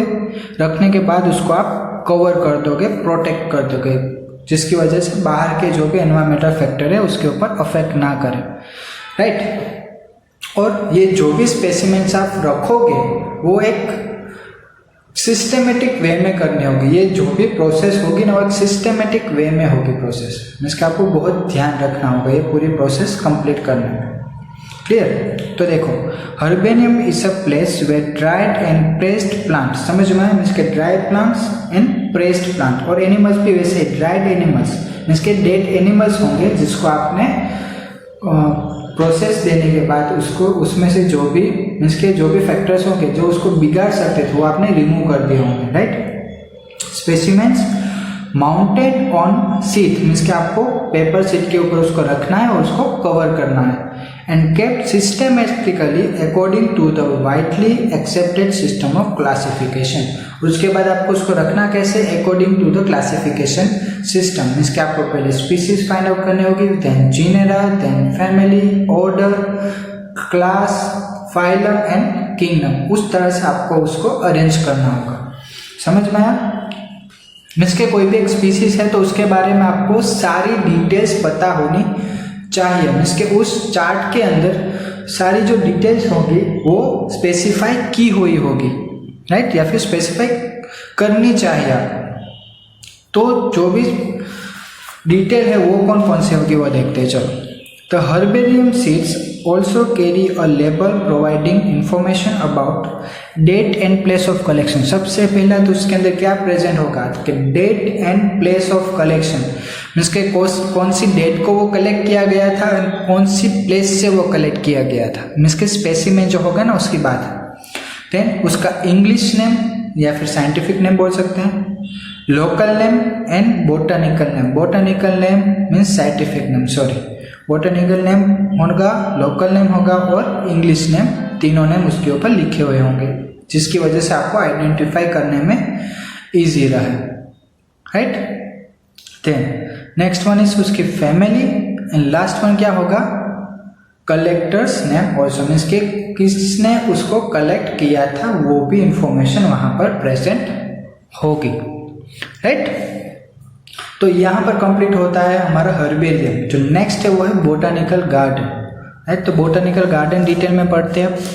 चलो, बोटानिकल गार्डन में सबसे पहले तो देखो, they are specialized garden having collection of living plant for reference. जो हर्बेरियम था वहाँ पर क्या था तो कि डेड प्लांट्स प्रेजेंट थे, राइट। बट जो बोटानिकल गार्डन है वहाँ पर क्या होगा, लिविंग प्लांट्स प्रेजेंट होंगे जो फील्ड में ग्रो किए हुए होंगे, राइट। कोई भी एक फील्ड चूज होगी, फील्ड में क्या होगा कि जो भी प्लांट्स थे उसको ग्रो किए जाएंगे और उसके बारे में डिटेल स्टडी किए जाएंगे। Clear. Plants of this gardens are giving for identification purpose and each plant is label indicating is scientific name and family. अब जो भी डिफरेंट प्लांट्स प्रेजेंट होंगे इस गार्डन में, राइट, उसको रखा क्यों गया होगा तो कि उसके स्पेसिफिकली आइडेंटिफाई करने के लिए कि वो कौन से प्लांट है, कहाँ से आए हैं, उसकी फैमिली क्या है, जीनस क्या है, स्पीसीज क्या है, वो सब आइडेंटिफाई करने के लिए, उसके कैरेक्टरिस्टिक्स क्या है, राइट, ये सब आइडेंटिफाई करने के लिए उसके ऊपर डिटेल स्टडी होगी।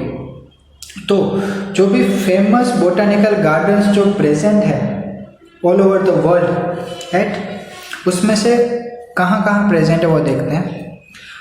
Royal botanical garden Kew London में रॉयल बोटानिकल गार्डन प्रेजेंट है, right. The next one is Indian botanical garden Kolkata India. Then national botanical garden Lucknow India. आप देखो जो भी फेमस बोटानिकल गार्डन्स है ना, उसमें से जो टॉप 3 की लिस्ट में है ना, टॉप 3 की लिस्ट में 2 तो इंडिया के ही है, राइट। इसलिए ये हमारे लिए प्राउड मोमेंट होनी चाहिए कि जो भी बोटानिकल गार्डन्स है वो पूरे वर्ल्ड में इंडिया के जो है वो फेमस बोटानिकल गार्डन्स है, राइट। अब आगे बढ़ते हैं।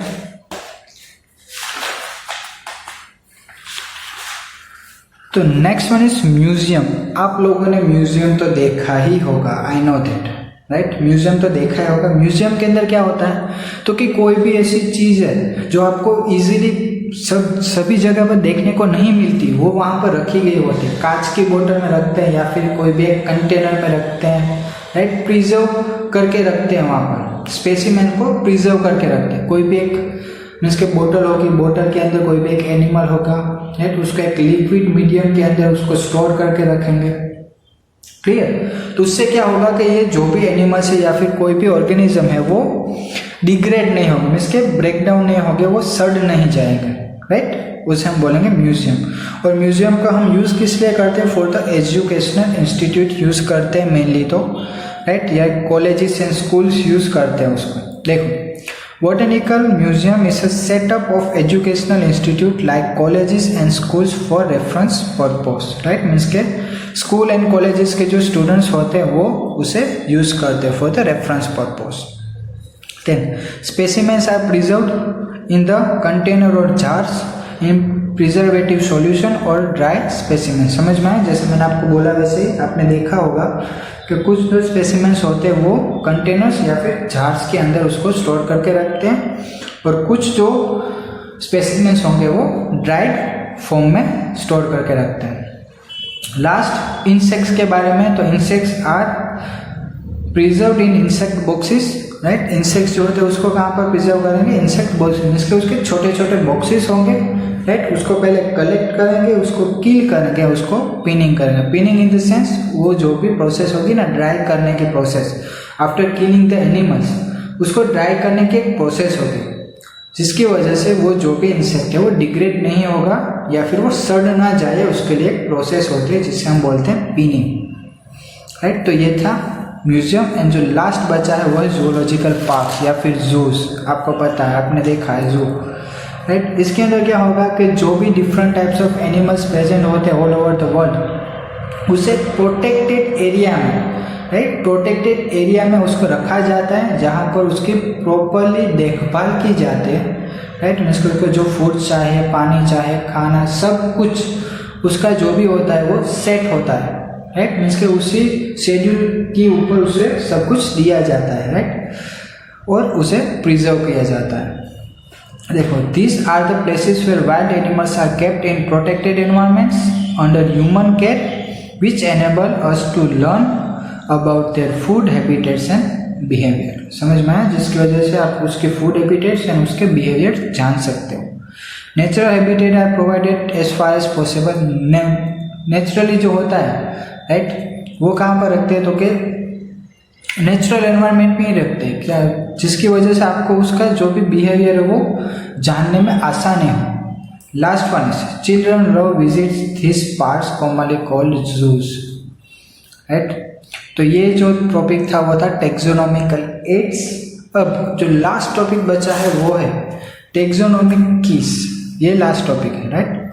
तो टेक्सोनॉमिक कीज के अंदर क्या होता है नेमली, तो कि अगर कोई भी प्लांट्स हो या फिर कोई भी एनिमल्स हो, आपको उसको अगर डिफ्रेंशिएट करना हो या फिर आइडेंटिफाई करना हो तो उसके अंदर आपको बहुत सारी सिमिलैरिटीज देखने को मिलेंगी और बहुत सारी डिससिमिलैरिटीज देखने को मिलेंगी राइट।